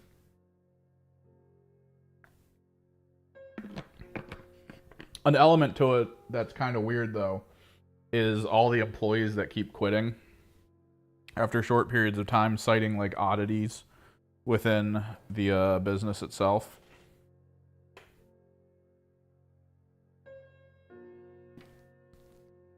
That's a little worrying to a degree. But you also have to wonder what the issues were.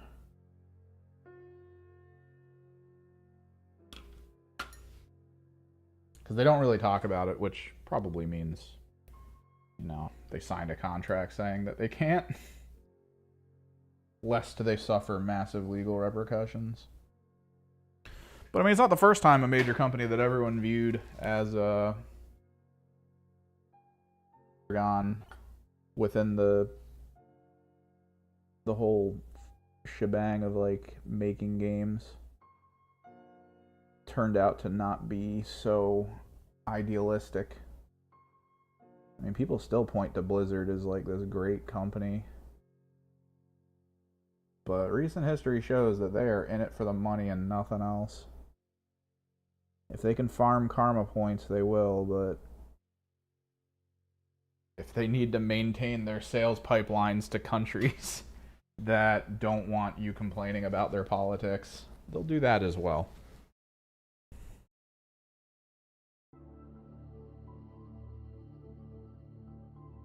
They are completely cool doing that.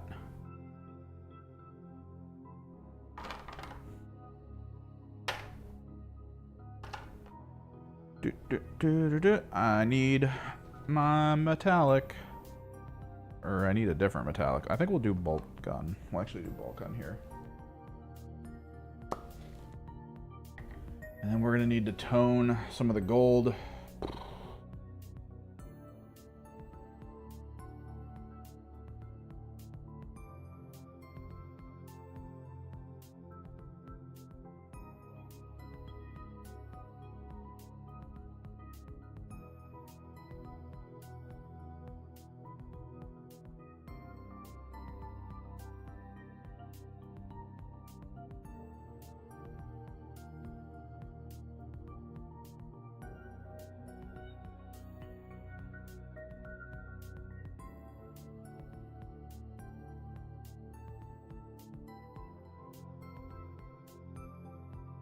Gotta choose a tassel color.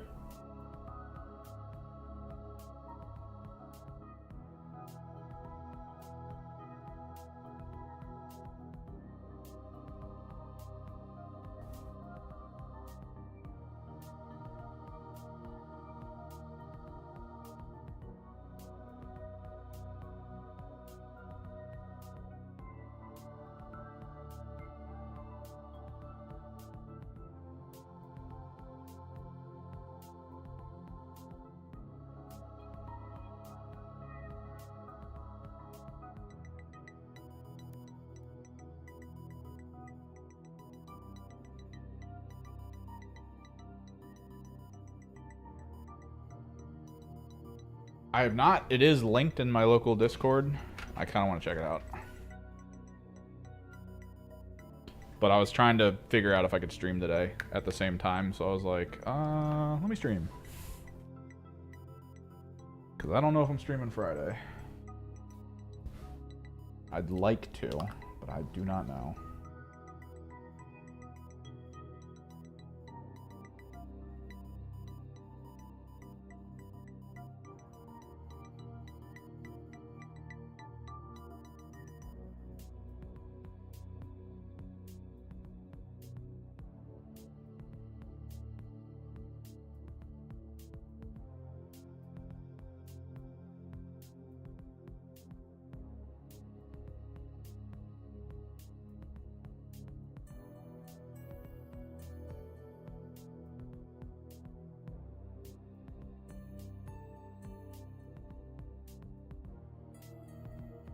Pinks are so hard to work with, man.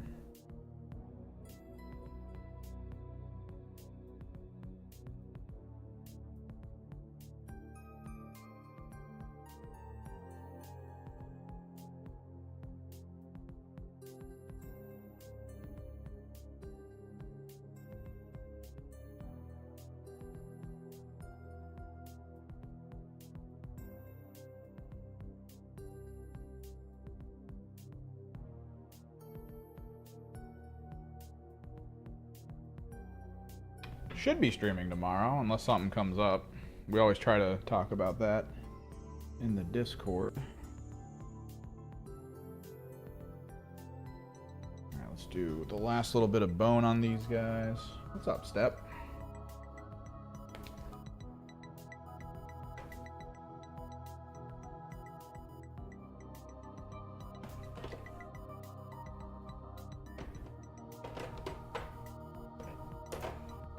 Where's my Titan buff?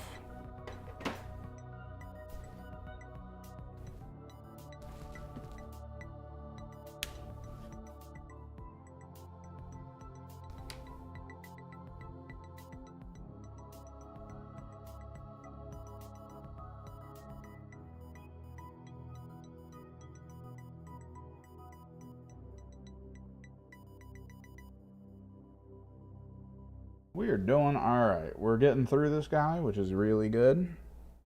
Of course, we got the other one to go as well, which is probably going to take a whole day in of himself. I spent the last 2 days power painting 30 frickin' cultists up to a point where there's only a little bit left to do on them, so I'm pretty happy with that.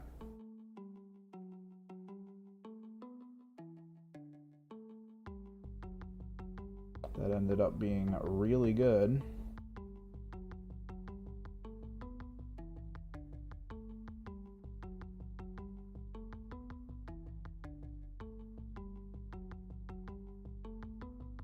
Yeah, you and your orc horde.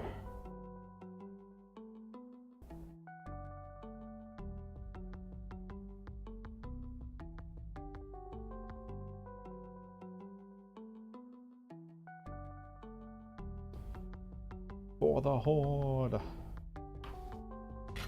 Let's do white on the tassel.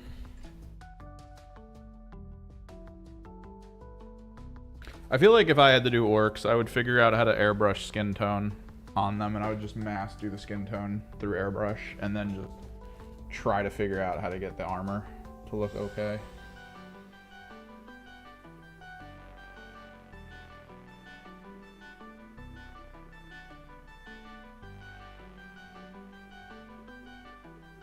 Like, I'd probably just do like a bunch of green zenithals.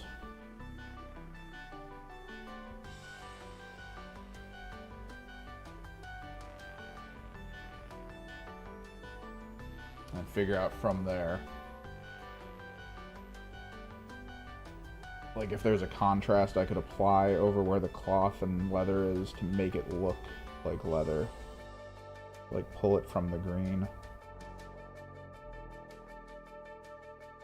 And technically you've already zenithal it.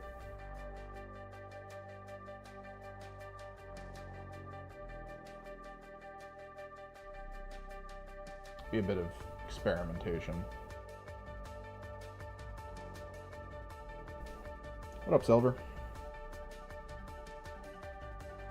Yeah, the idea with the venom crawlers is that their butts glow.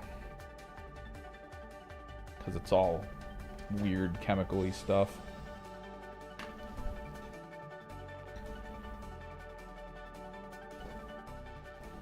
And it is blacklight reactive.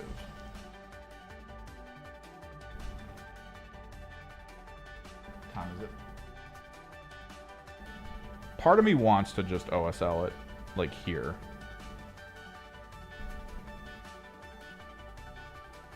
Because I feel like we're so close to being done. Oh, just doing the flats. Classic layers. That's cool. It's a good effect. It has a very specific outcome, or at least a handful of potential outcomes, which look really good. I think we'll tone the gold. I was looking around on YouTube to try to find like something cool to watch, and there was someone on there who was, I don't know how else to describe this. He was pissed at people who have different methods than just layer painting. It was weird to watch his videos. Like, the first video I saw of him was just him being mad at people who were like, try to use contrast paint. He was like, contrast paint sucks. You should always only layer paint. It's like, oh. This is, I'm gonna go for a wild ride here, I think.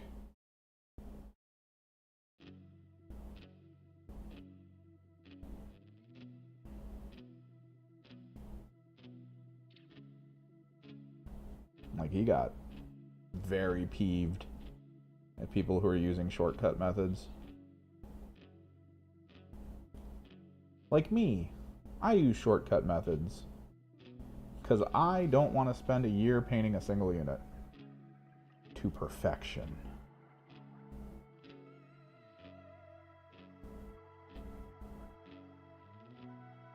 Get a little bit of toning in here.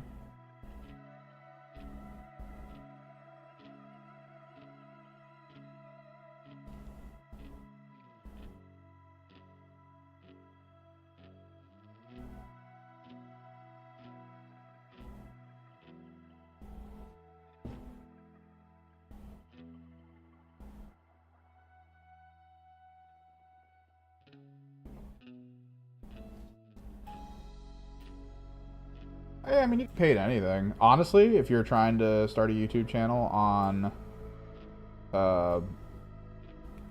like, the hobby alone, I highly suggest painting, I want to say, Kingdom Death models. I feel like you could do some really fun stuff with just, like, putting a sensor mosaic on while you paint those, because that is just straight up pornography in the form of a miniature.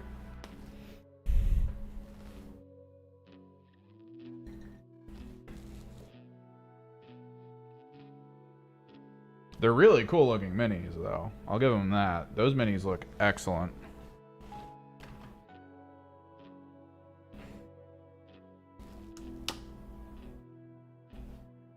They're super detailed. Every single one of them tells a story of the character.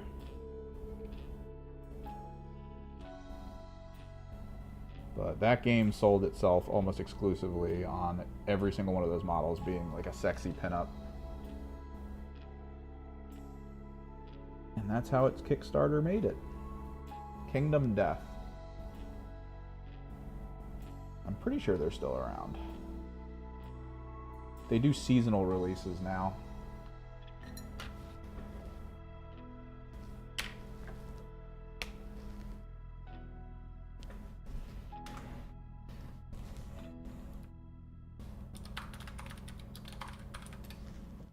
Yep, Kingdom Death. Boutique Nightmare Horror.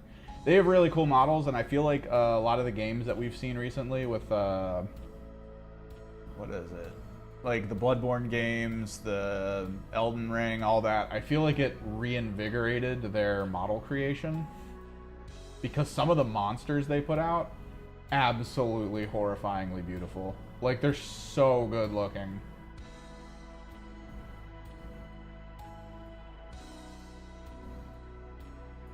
Like, they're weird Cthulhu dragons and stuff. And they're like ghostly armor.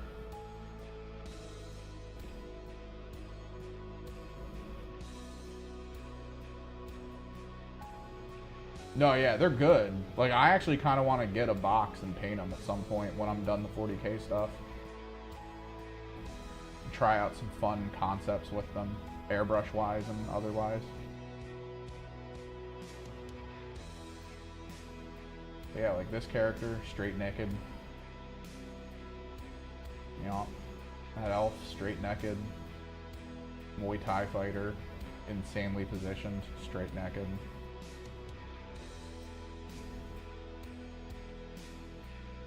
But then they just have like really cool, like wild monster models and stuff.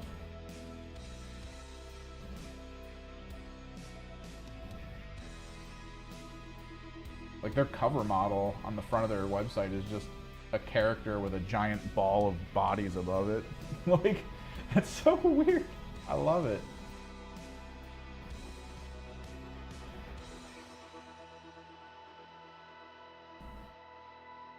Oh, they sell dice? Are these cool looking dice? If these are cool looking dice, please tell me they're, no, it's a bunch of different optional functional dice. Okay.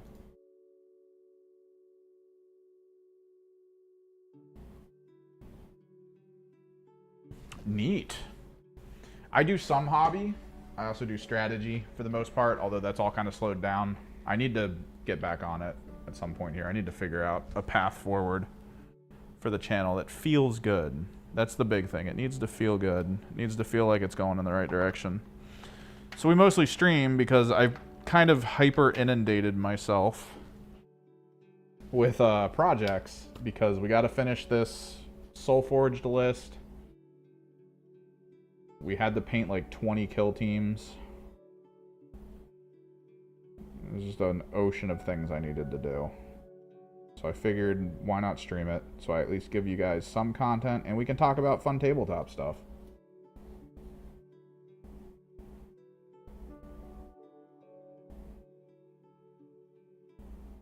And because of how I have this all set up, I can actually record while doing this and actually put out other videos, depending on how we want to do it.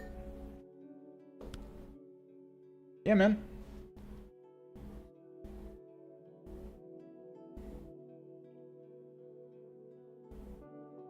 Again, if anyone's going to be in the Philadelphia area next weekend, I will be there for the convention. Where did I put the gold? There we go. I'll be there for the convention. I edit for a YouTube channel that's going, so I'll be there for that. But we also found out that there is a tournament going on. So we will also be there for that.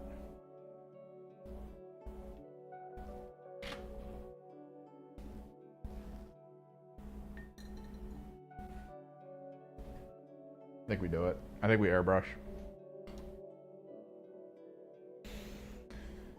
If we airbrush now, I want to move some stuff aside. I'm not going to pull up the backsplash because we're not going to be doing crazy amounts of airbrushing. We're not going to be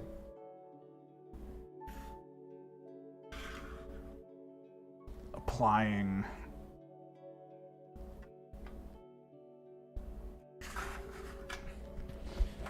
frickin' primer and stuff. We're just going to be doing OSL airbrush.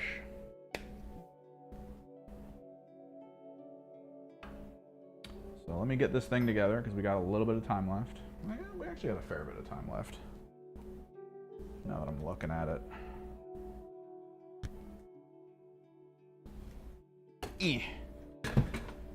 Airbrush. Screw this in. Hopefully it doesn't make a weird noise like last time. I got so scared last time. It made a noise like there was a hole in the tank.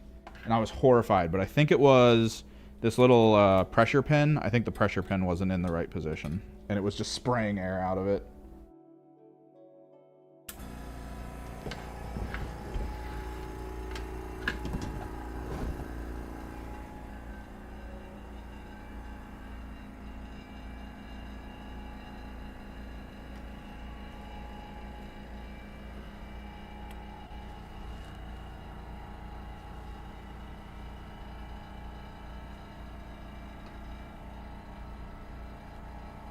Clean the neat. Oh, what the hell?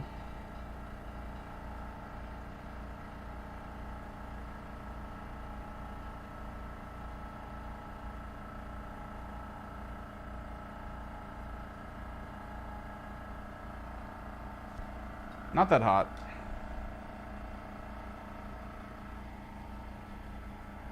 Hang on. I think I turned it to the wrong thing. Yeah, I turned it to the wrong thing. Might be. I turned it to full pressure. No, yeah, it'll get toasty. Mine is a tanked one though. Is yours a tankless, like a constant pressure?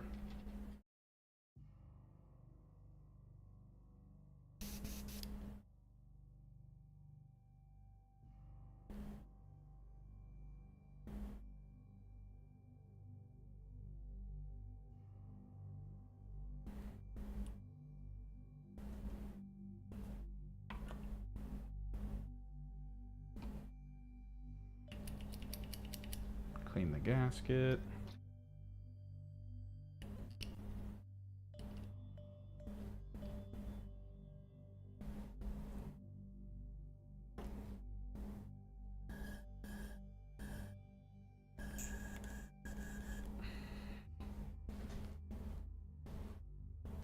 Yeah, so yours is the constant that doesn't have a tank. That's why it heats up. You will have to like stop every now and then. It's not that big of a deal, but you'll probably want to stop every now and then. Don't like go for super long sessions. Take a break once in a while.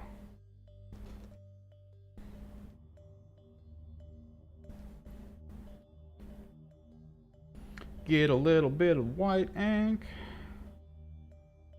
White ink is your friend when OSL lighting.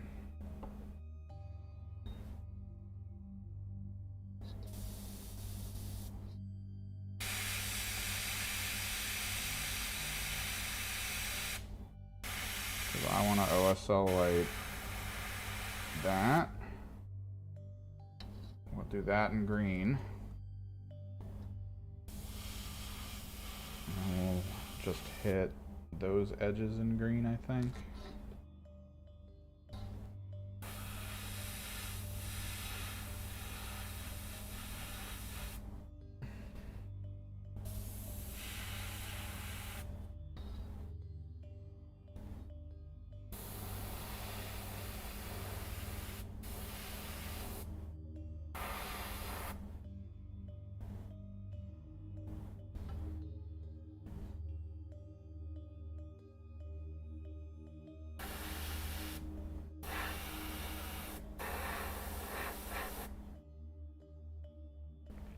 I gotta position this right because I don't want to hit too much with the light.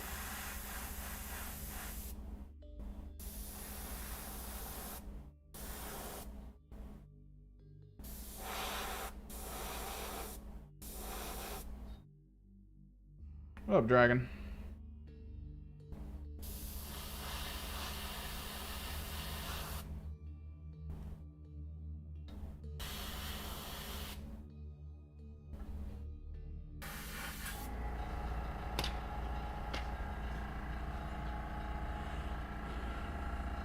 I think we'll repaint this top part here because I don't want that to be glowy. But for now, ink is done. I don't have any other OSL parts I want to glow. Let me clean this out. I might need a new brush soon though. I feel like this brush, the cup in it, has way too much like dried paint, which is weird. Made sure not to have any dried paint pop.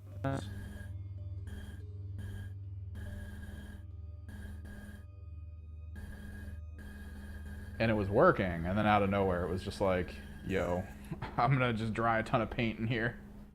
There's not anything you're doing about it. Get rid of that for you guys. So yeah, a little bit of OSL. Start.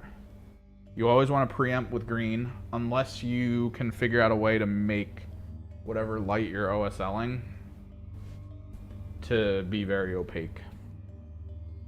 Which I don't know. I don't feel like it's a good idea to do that, just because you kind of lose out on the gradient that occurs in this situation with the white. Like, it's going to be very bright green where the white is. Speaking of which, my green is getting really low. I use too much of it.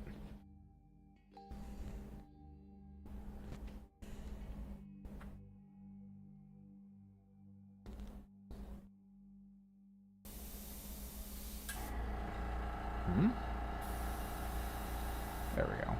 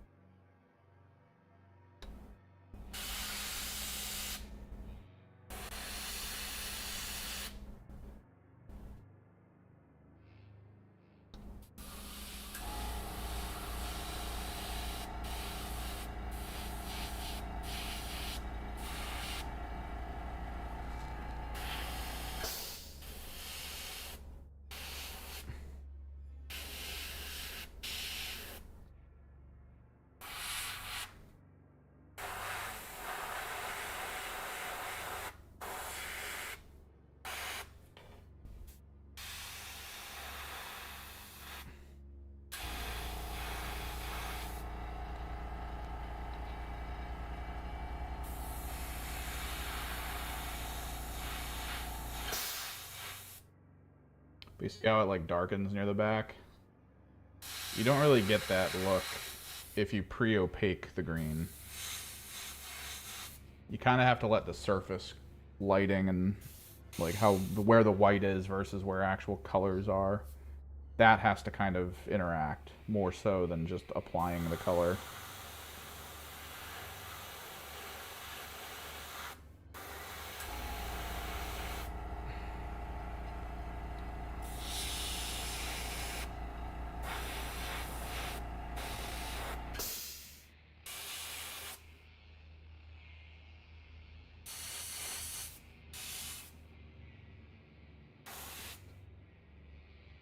Ah.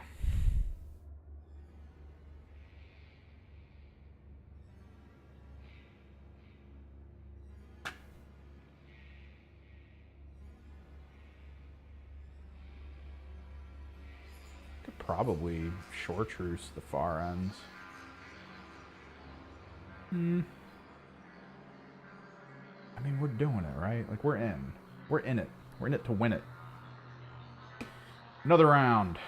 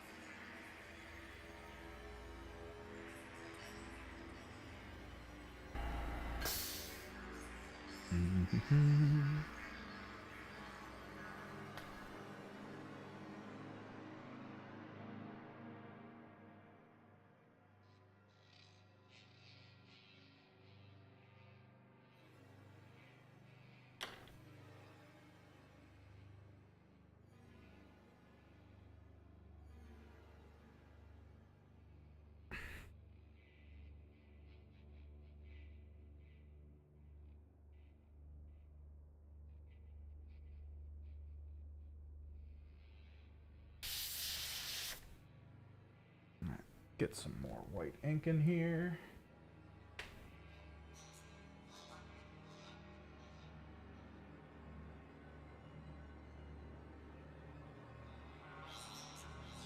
I might end early today. Just because I'm kind of thrown off today. I was supposed to go grab paint.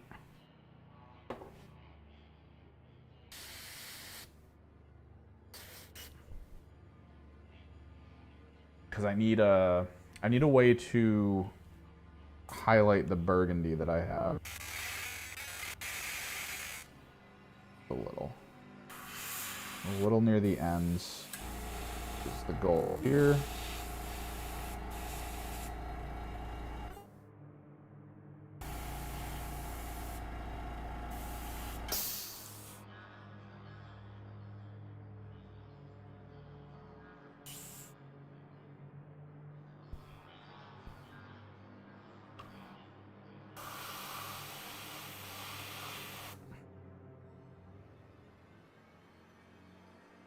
To redo that one. Leg siding. Oh. I did not put enough white in.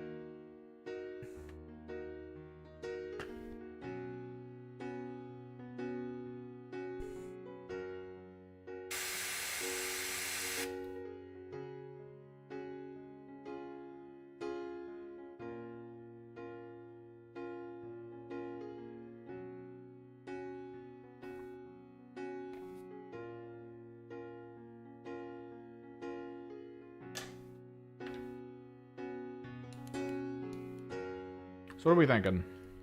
I'm really leaning into busting out the knights for this 1500 point. Again, my thinking is I feel like they said each round was 2 hours. I need to double check because I don't think I'm playing full rounds of a game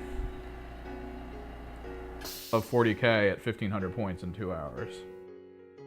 So I kind of want to like just take what I'll play quickly. And I gotta, I guess, internally assume that it's not a good idea to use the larger knights. Right? Like that, you just have to assume that.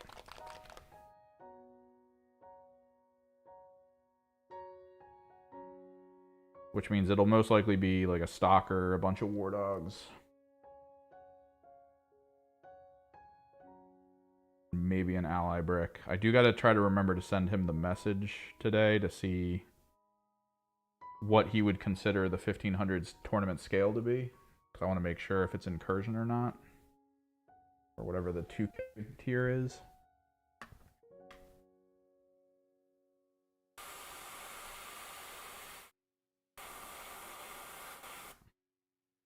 Love me some chartreuse.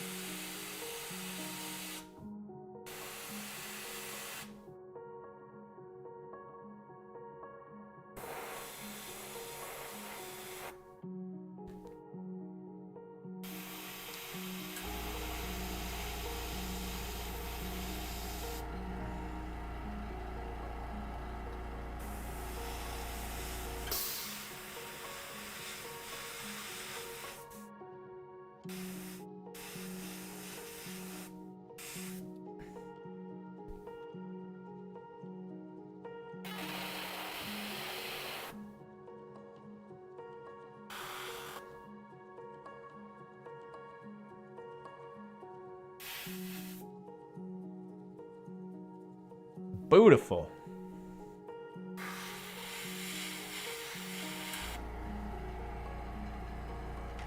Chartreuse really kind of hits it to a new level.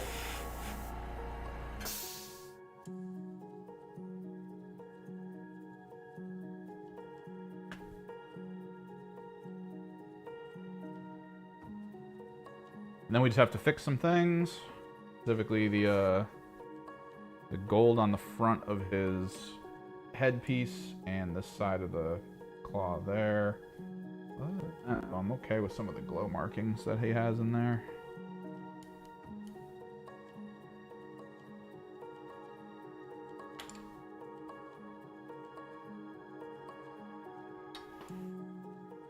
And the eye lens is gonna be a big one.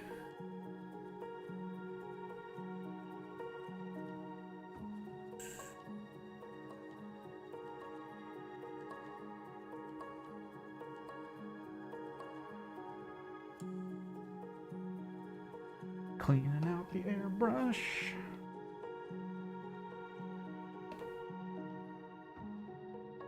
Always make sure to clean your airbrushes.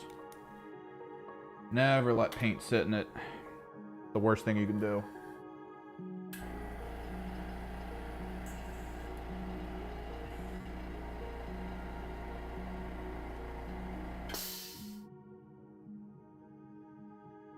Beautiful. All right, power off. Loud noise from the air.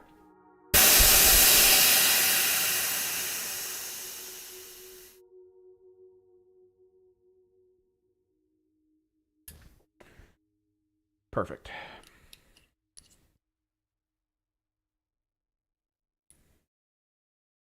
I love it. He looks great. I knew I was going to OSL them eventually.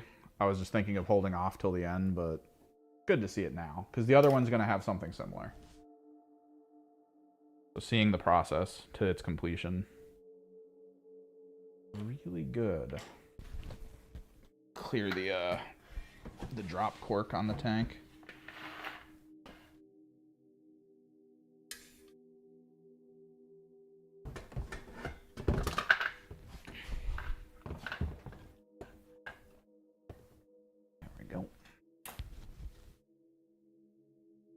Okay. Gold.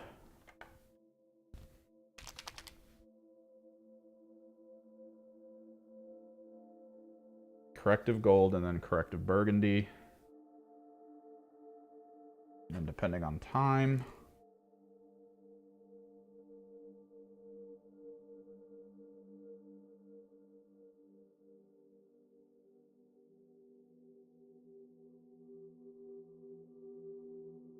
There we go.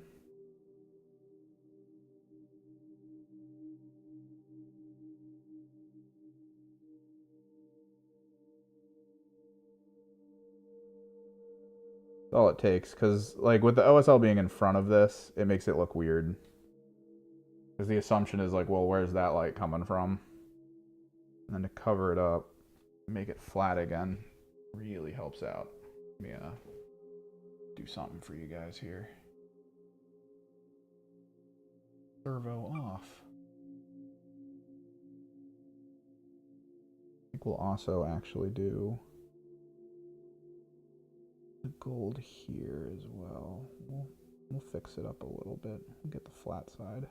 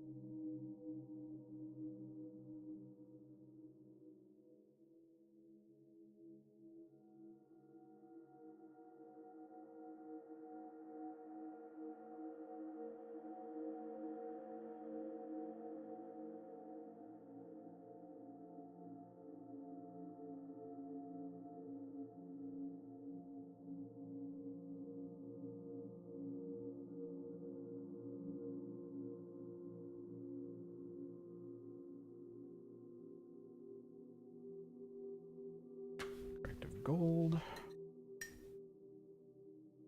Corrective burgundy.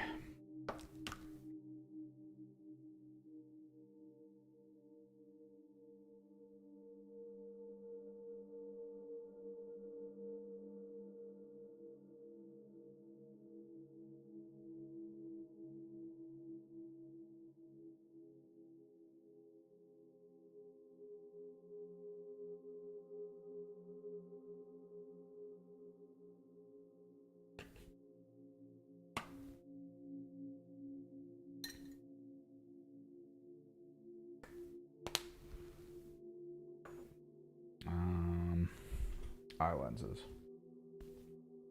We already have the white down. I get a brush good enough.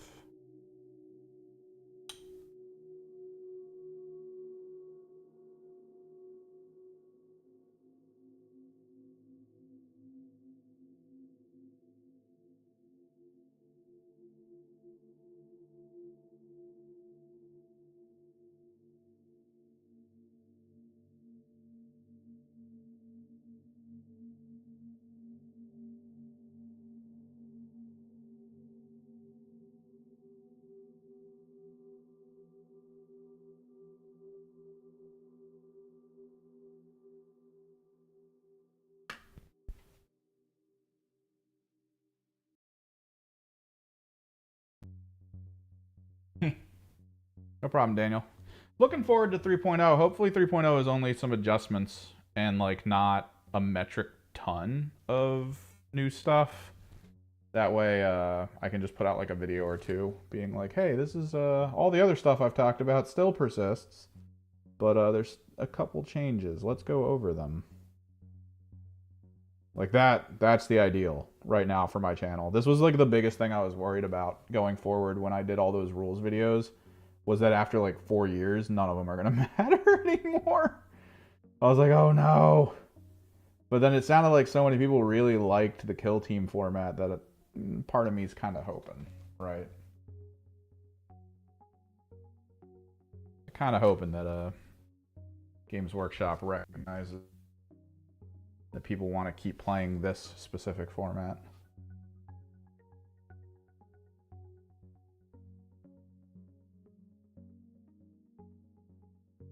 But we'll have to see. We'll have to see how that pans out.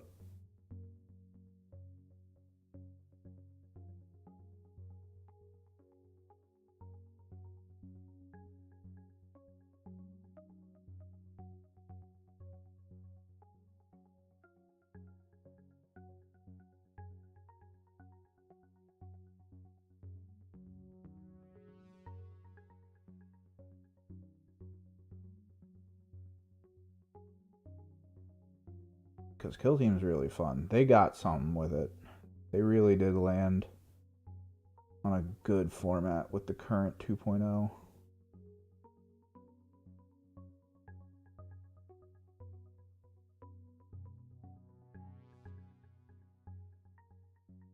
I don't think they're going to remove Compendium.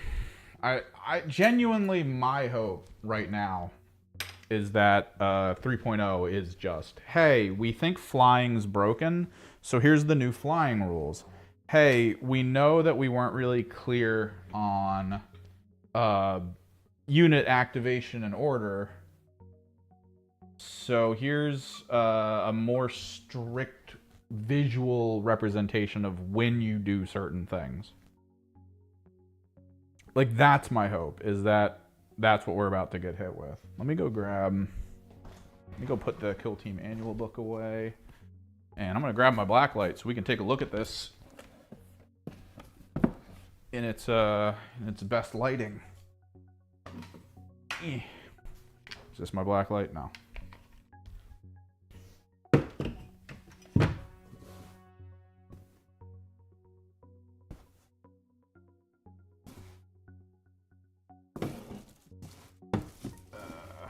Where's my blacklight? Did I leave it in one of these?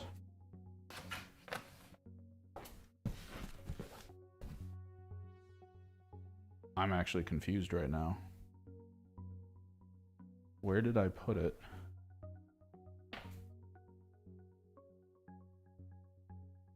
This is a regular light. I was pretty sure.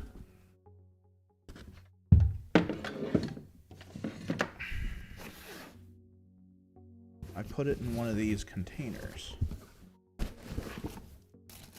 But this is just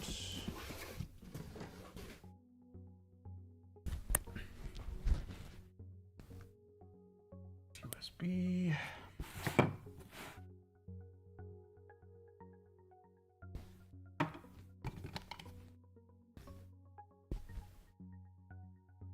Where? What? Pretty sure I left it here. I want to see this before we go. Let me check the back room.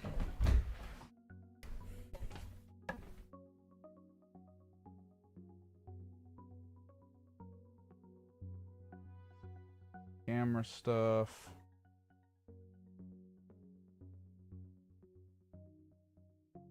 All camera stuff. Where the hell did my blacklight go?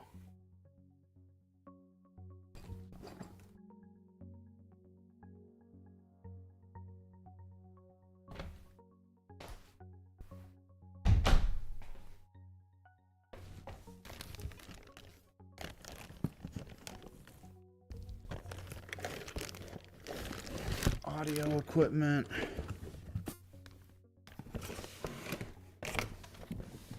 Oh, here we are. Yeah, we got it. But yeah, the hope is that the compendium teams get alternatives now. Like, I feel like the big thing Games Workshop's trying to figure out is the format where they provide us stuff that can easily be just used from armies.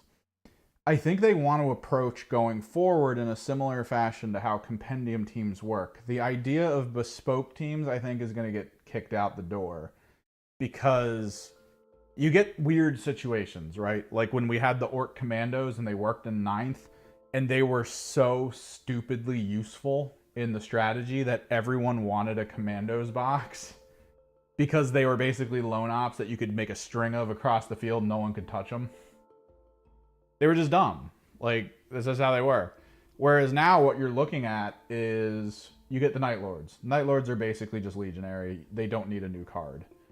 The Jaegers are a release of a new model type for 40k, which I do like that. I like the idea of a model line comes out in Kill Team that will make its way to 40k.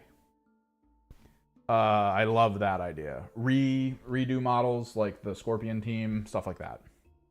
I think that's what we're going to be getting going forward. Because right now, the new squads that just got dropped what are we looking at for the last couple? We got the Night Lords, which is just Legionary with new cool visual aesthetics, which you would just use on the tabletop. You got the Mandrake reprint. We got the Scout reprint. We got it was Scout Scorp, so that was the Scout Scorp reprint. We got this new one, which is Jaegers, which is a new model for Votann, which they needed new models.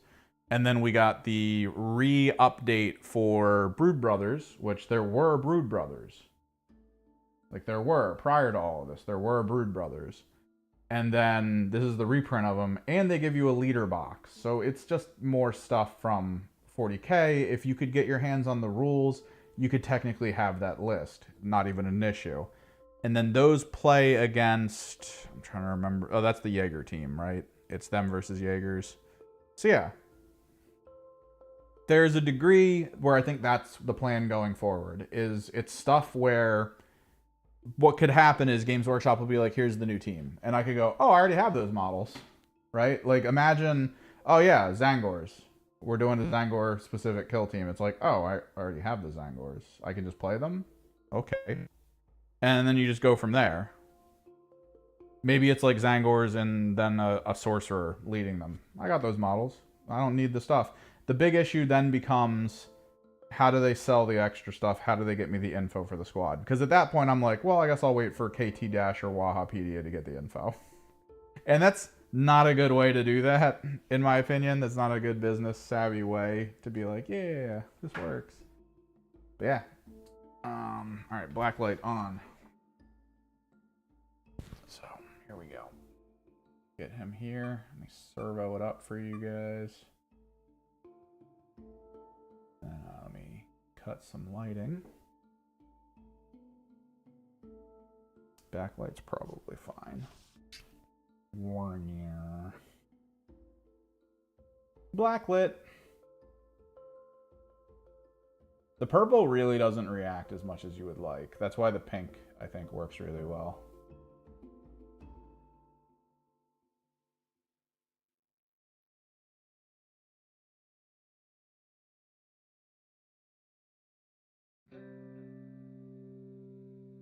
But yeah, the chartreuse to the green looks really good.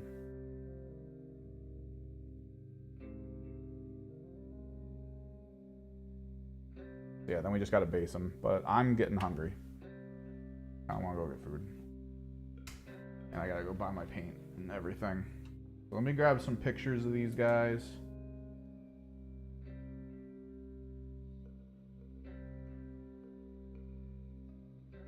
We should be streaming tomorrow. It depends.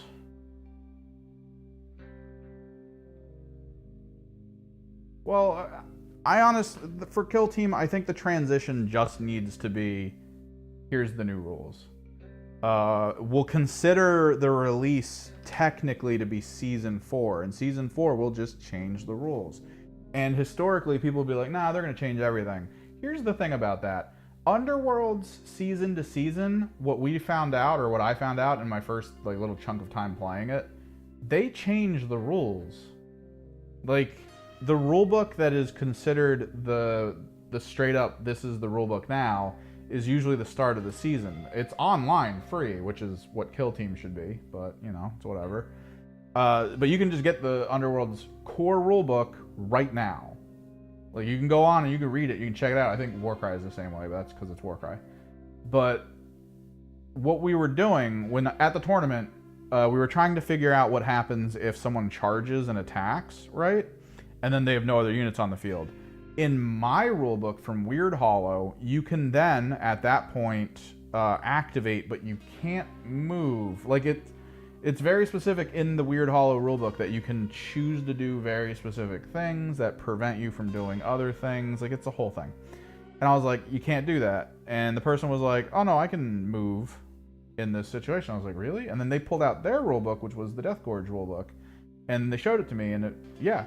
You can, apparently, in the more current rules, have a little bit more freedom of interaction after you do a super action, which I agree with. I think that that was actually a good change. So that's how Underworlds handles it, is they don't really tell you. They're just like, here's the new rulebook. We've slightly adjusted stuff. and then you just go from there. Whereas Kill Team is basically going to hopefully be, when it drops, it's just going to be, all right, here's Kill Team 3.0 rules. Honestly, best bet is if it just drops online. If they're like, we're not releasing a physical rule book, here's the online rules. Maybe they put the rules in with the starter box set for the new season, but then they're like, hey man, you can just get it online. Like, have fun with it. They need to release the team info online as well. They do. Those books are crazy. Like, we want to talk about codex creep and how stores have so many codexes they don't know what to do with. Kill Team was getting really bad for it. Because if you consider the factions in 40k and AOS being the individual codexes, consider that Kill Team is 2 teams. Just 2 squads. That's it, just 2. And it's a whole book, the same size as a regular codex.